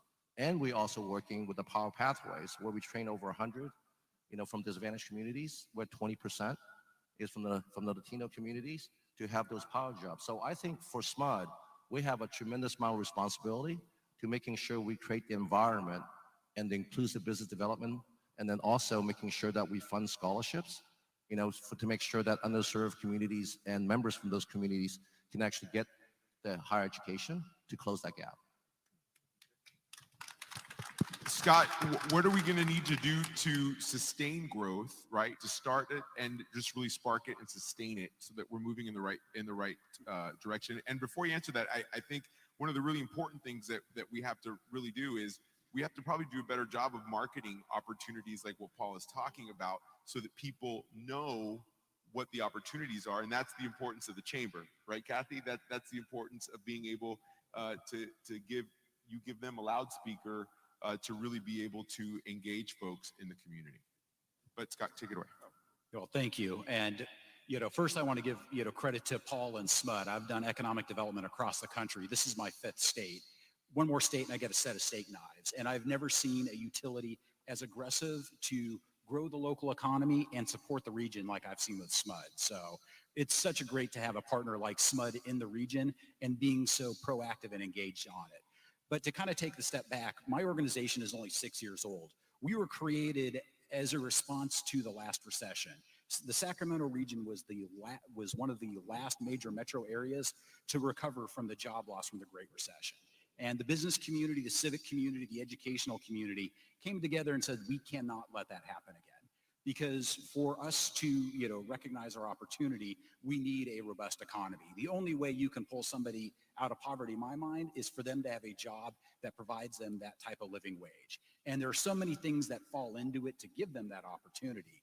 But we focus on growing the tradable industry sector. So without giving you a long, boring economics, lecture, it really is the jobs that bring wealth from outside the region in. So if you think of Siemens, for example, they build a train and they send it out to Portland, Oregon. That brings in, money and wealth into the economy. So focusing on that side of the ledger, both sides, the tradable and non-tradable, are very, very important.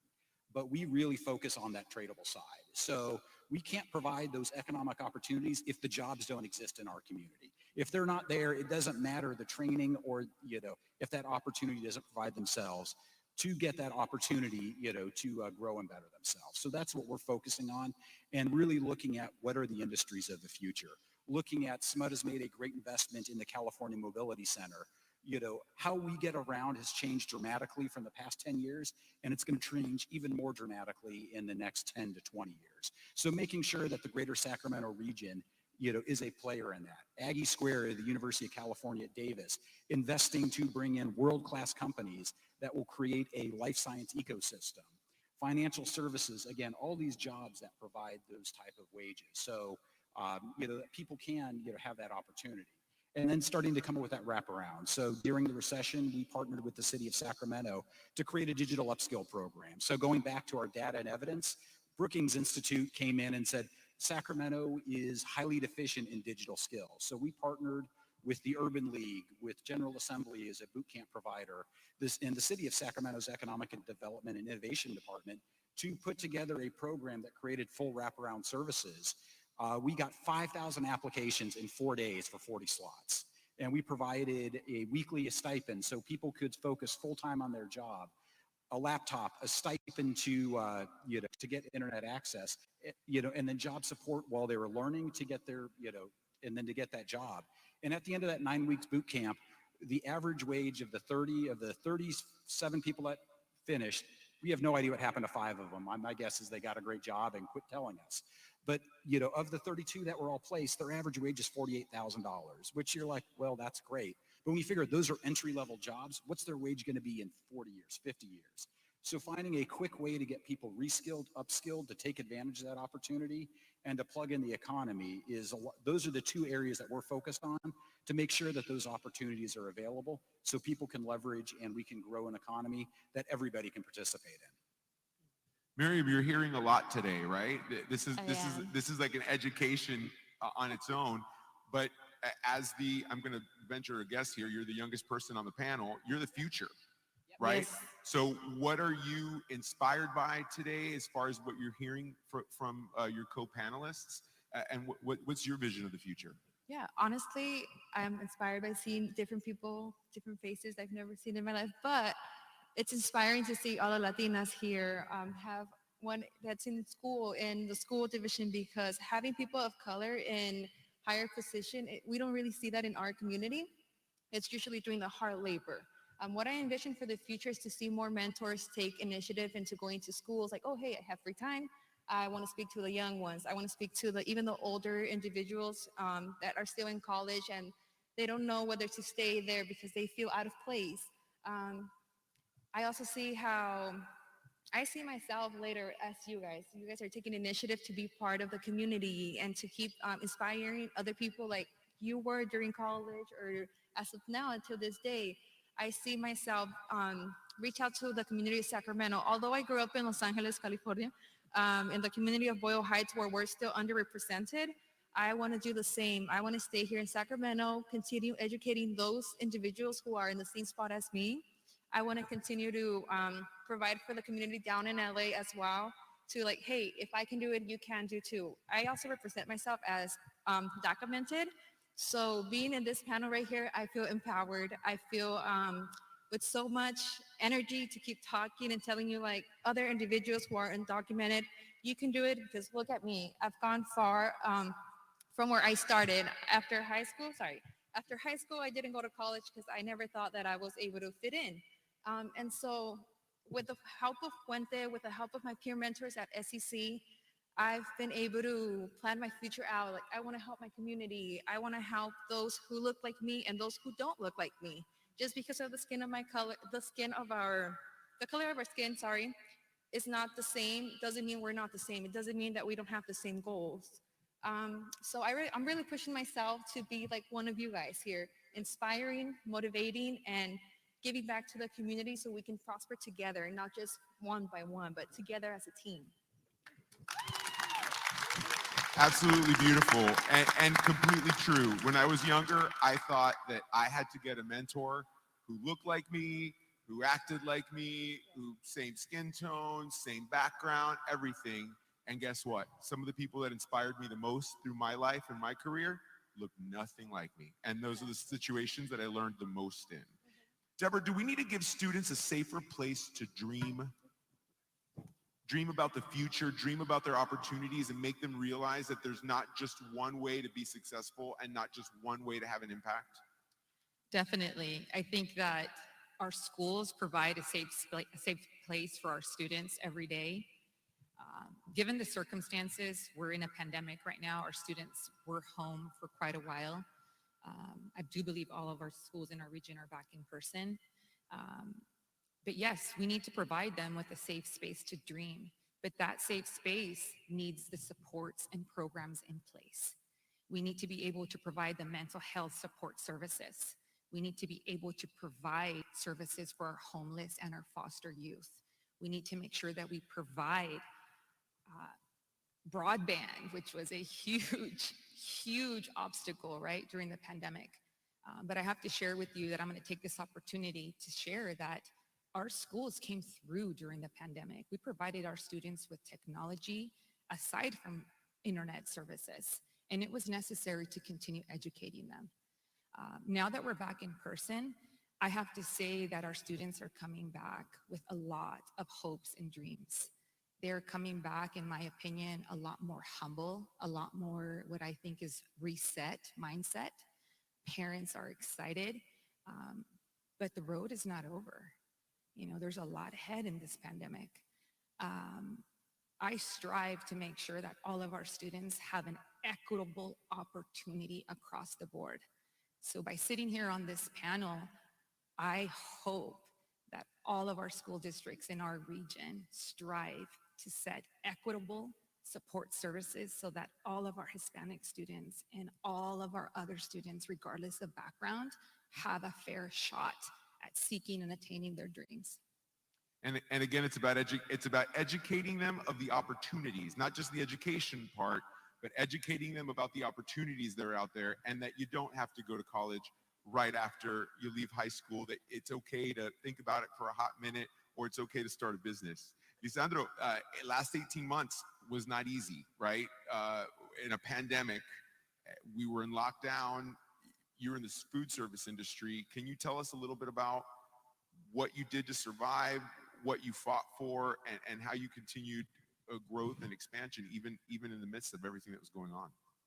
Yeah, it was not easy, but my main priority was to make sure that we kept our team employed. A lot of businesses were going out, and so my wife and I didn't pay ourselves for a few months to make sure that we built a strategy and got creative. Pandemic changed things for everybody, right? I mean, we lost a lot of great people, but it also allowed us to work differently, be able to deliver our product to our guests or our fans in a different manner. And so I think, it wasn't an opportunity, but we utilized it as an opportunity to not take things for granted, peel back that onion and really cut things out that we didn't need, and appreciate life and appreciate things a lot more than we did at one point or another. We were able to expand. We had a strategy to grow. Right before pandemic, we had a plan to take over Sacramento, and then pandemic hit. So It was a reality check for us, really. We have been able to overcome that. We continue to grow. We continue to hire people throughout the region. We are struggling.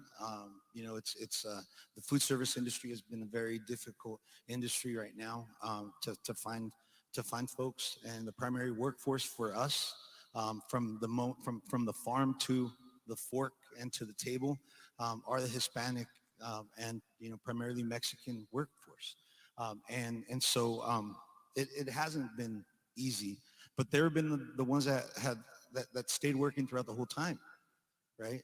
But we're very fortunate to be where we are right now. Thanks to you, Kathy. Thank you for all the support. Thanks to the community. We've stayed strong, and now we're in Atlanta. So we'll see how things go. Congratulations.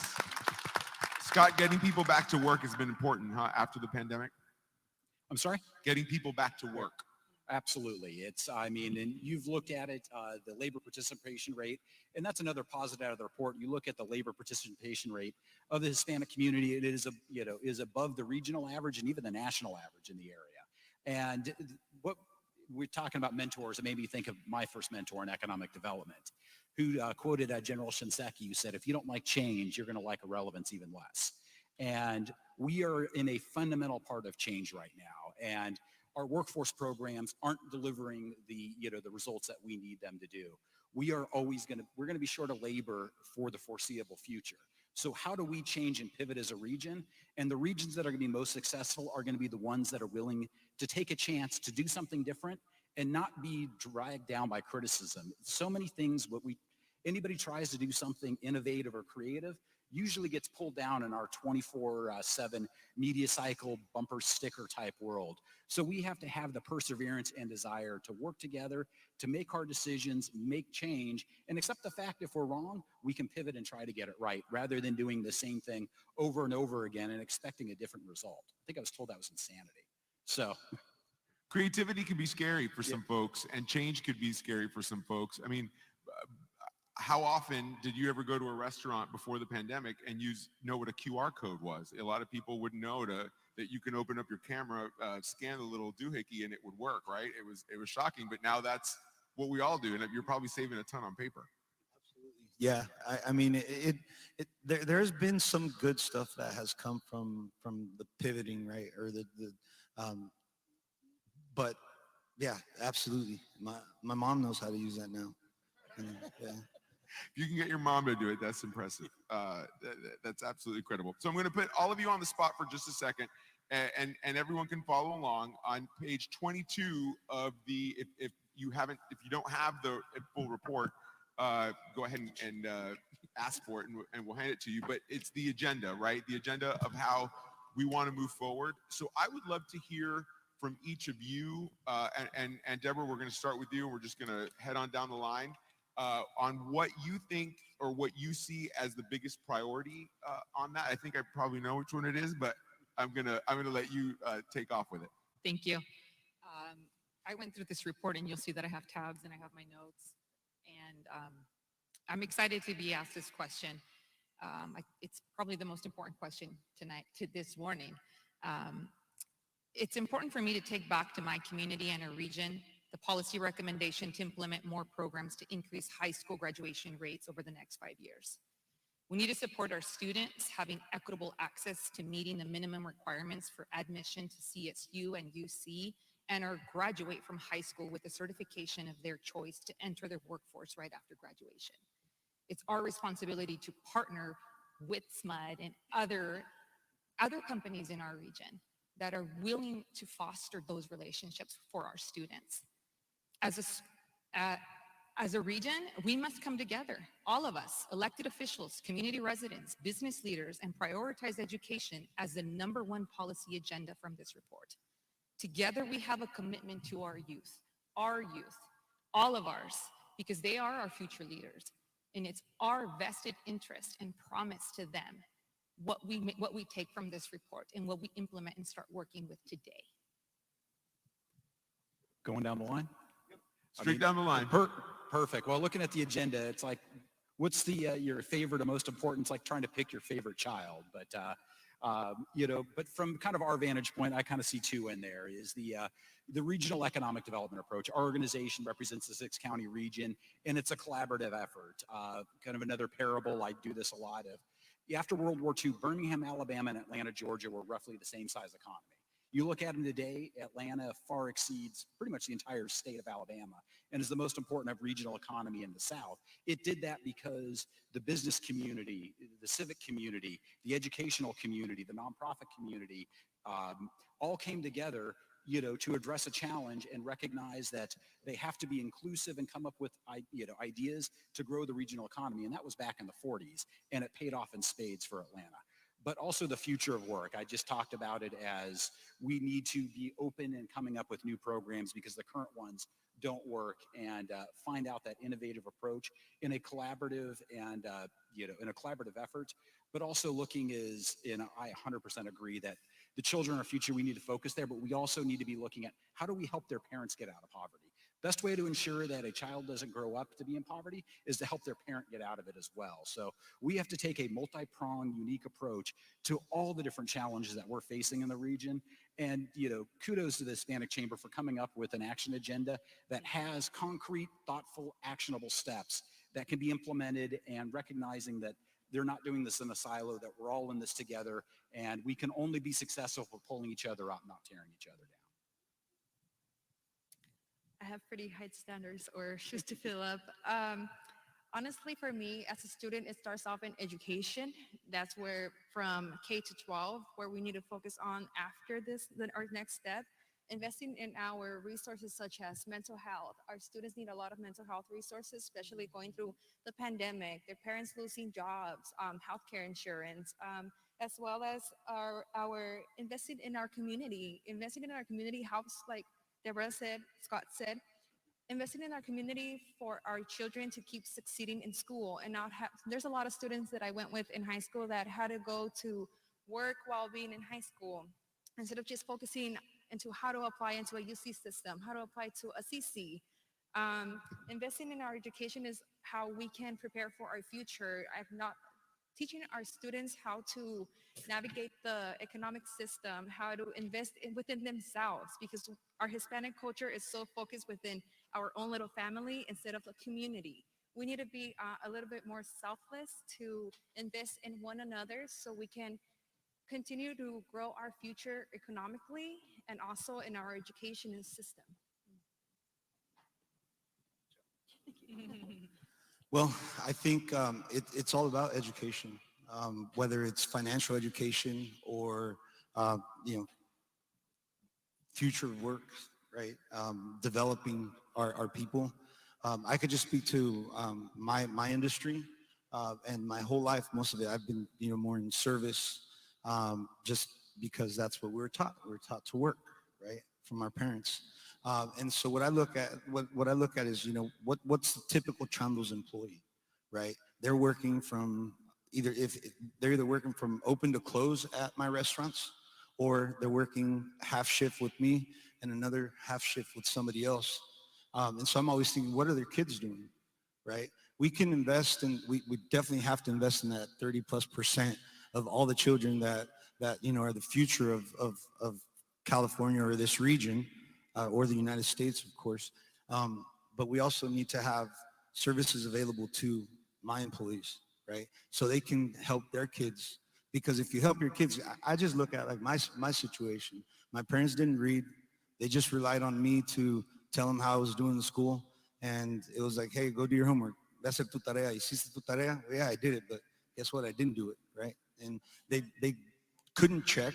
Or let's talk about back to school night. I was kind of embarrassed to take my mom and dad to back to school night growing up in Olivehurst. They couldn't communicate. What was I going to teach them? In my mind, I thought they were kind of dumb, if you will, right? Because they didn't go to school. They couldn't read English. And so we have to invest in the children, have resources for them while the parents are, working, but then also tee up the parents to be able to help the kids. And again, financial literacy is super important because it's what runs companies and what runs your household. If you don't know how to manage your money, then how are you going to be able to get ahead in life? So my 2 cents. So from a SMUS perspective, from a business perspective, so certainly there's actually 3 areas that we really want to focus on. So first is the regional economic development, because we really believe in order for you to have a healthy, vibrant community, you need to have a growing economy. And the only way to do that is to really try to attract investment coming into the region. And so to me, I mean, I think all, high tide rise all boats. And so you really need to make sure that you have good fundings. And that's really one of the reasons why SMUD put our ambitious goal out there, is an open invitation to the world to come invest in Sacramento. And only by people investing, both the private sector, the federal, state, and the local businesses that you have. That's why we partner with GSAC, and that's why we're actually going, very excited to Washington, D.C. to try to find federal funding to come.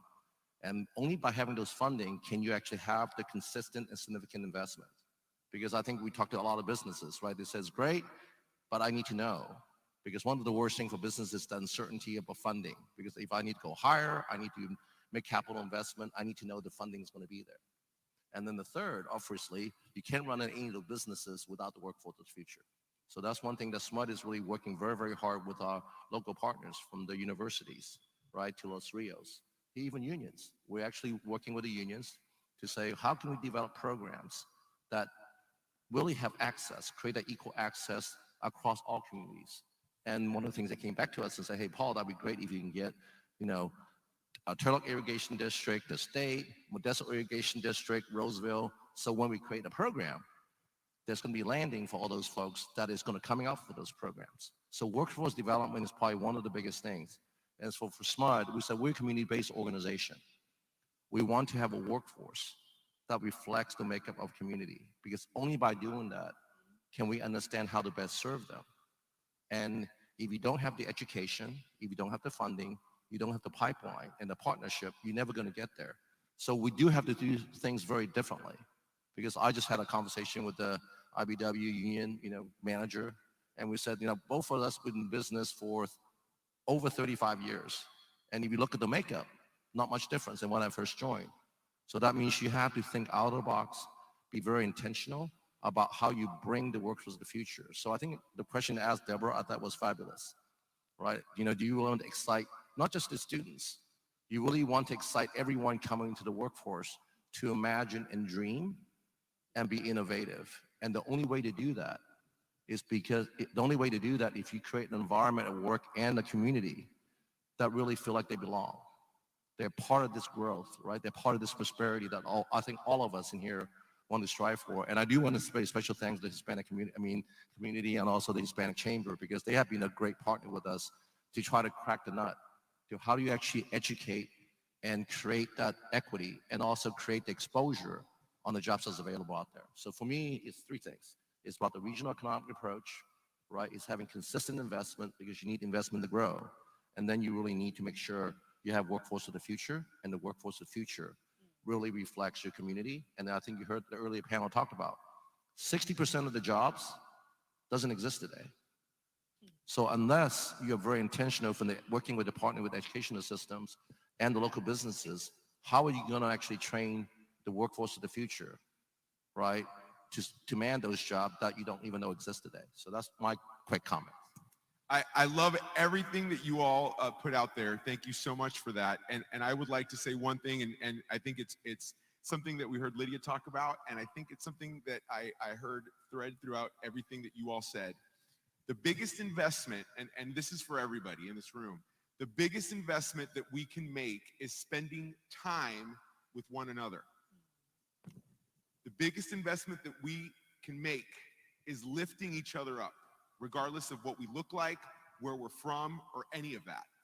That is the biggest time, so that we feel empowered to dream, so that we feel empowered to create those new jobs and create those new ideas that are going to make a difference. That is the biggest thing that we can do, is spending time raising each other up, believing in one another, listening to each other's dreams, and then taking whatever we do and connecting people to people that can make those dreams happen, so that we're lifting each other up and we're lifting up the community. Thank you to the panelists. You all were awesome today. A big round of applause for our panelists.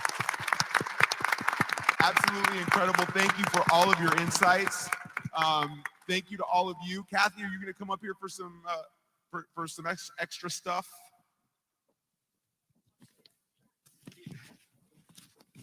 Thank you, everybody. Have a great afternoon.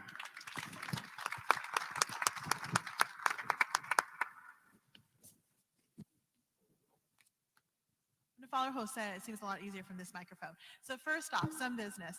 So Lydia Ramirez and Phil Garcia, will you go off to this side and meet Juan? Yes, you're gonna be part of a special presentation. And then I want to thank our panelists again just for your energy and excitement and being willing to share all your thoughts, for being here. Thank you so much. The whole point of this data is to make it alive for people, and I think that you helped do that today. And so we appreciate it. We also appreciate your commitment to our agenda, because like I said, we weren't just printing a pretty report. We want a course of action, and we want to move forward with that. So thank you so much for all your time. I hope all of you felt is the passion that they have for everything that they do. So thank you everyone for joining us for the Sacramento Hispanic Chamber of Commerce State of Hispanics today. I know we had a lot of elected officials here today, and I want to let you know that that was on purpose, right? We want them to know about this report. We want them to know that we're going to be coming to their offices with it in hand, so that when we advocate, we're prepared. We want to thank all of you that came here, those that were here earlier. I know Councilmember Katie Valenzuela was here, Councilmember Eric Guerra, Mayor Pro Tem Angelique Ashby, Karina Talamantes, who's a SCOE president now. Sergey was here a little bit. He's at Placer County Board, and I know there's many others. And we appreciate the time and commitment that you came here to be with us today. But we really wanted to share mostly was this report, and just to let you know that we're coming. So I like to end things with kind of a cool, fun surprise. We said at the very beginning that we've given a lot of small business grants. Through the County of Sacramento, we were able to continue that. In your report, there is a story about Vila's Hair Salon in there. And if you read it, I hope like me, you also felt really inspired by her story. She really, during pandemic, wanted to make sure her employees were taken care of. She reached out to make sure that they were using programs that were going to give them opportunities to do something else if that was going to be needed. She really was really selfless in that. She's also in an unincorporated area of Sacramento County. And so if you don't know, a lot of the resources that were happening through the city of Sacramento, county of Sacramento, unincorporated kind of fell in a gray area. And so programs came to them a little late. So I wanted to today give Bila, if you will come up here from Bila's Hair Salon.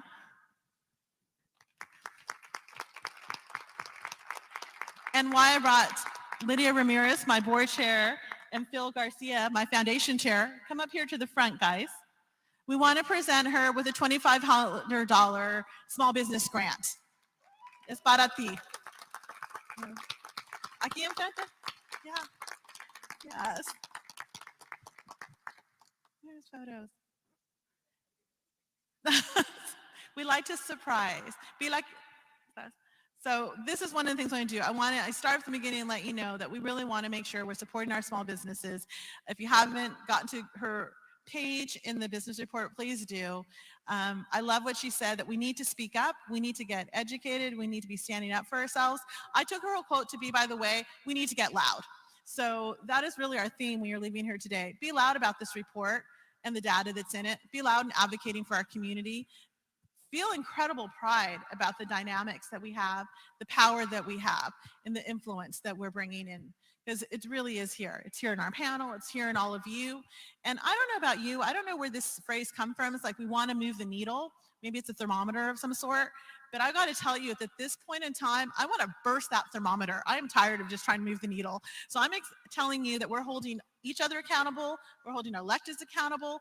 But it's time that we make a big difference here and that we really exert the power that we have to make a difference. So I hope you take this report. I hope you share it with your families and friends. You discuss it, you talk about it, you figure out where your part is in it to make a solution, because that's what's going to take. It's going to take all of us to burst that thermometer. Thank you to all our partners, all our sponsors that supported this today. Thank you to Juan Novello, who's been producing this.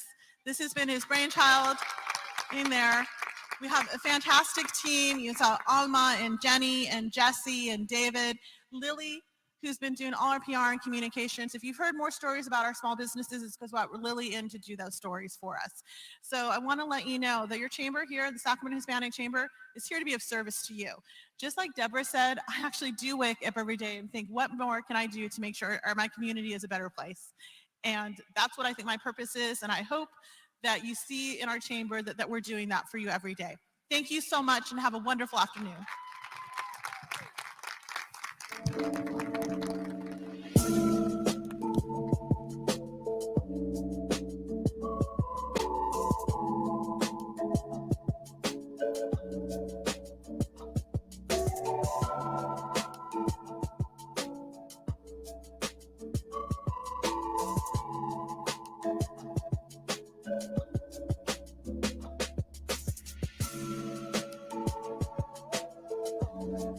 These days, it's anything but business as usual. That's why working together is more important than ever. AT&T is committed to keeping you connected so you can keep your patients cared for, your customers served, your students inspired, and your employees closer than ever. Our network is resilient. Our people are strong. Our job is to keep your business connected. It's what we've always done. It's what we'll always do.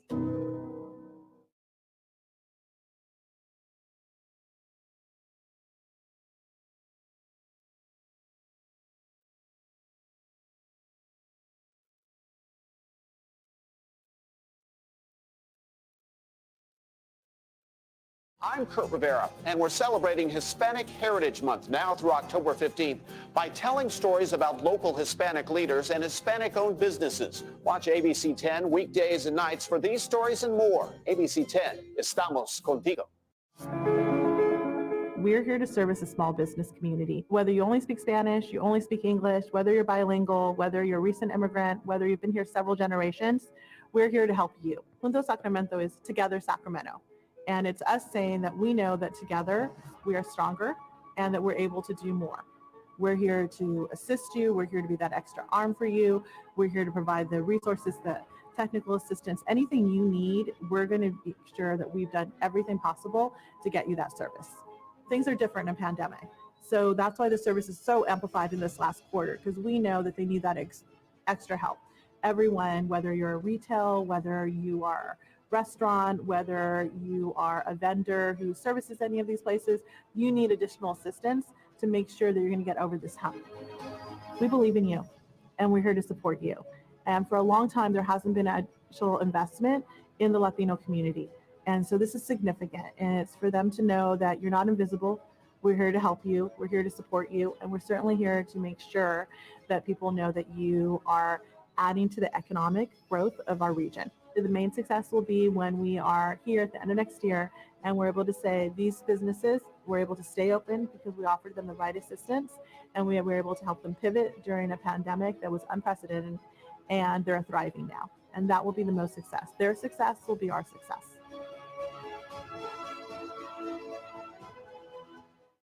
Are you Hispanic, and do you feel you and your family have all of the opportunities necessary to better your life? The Sacramento Hispanic Chamber of Commerce presents the 2021 State of Hispanics.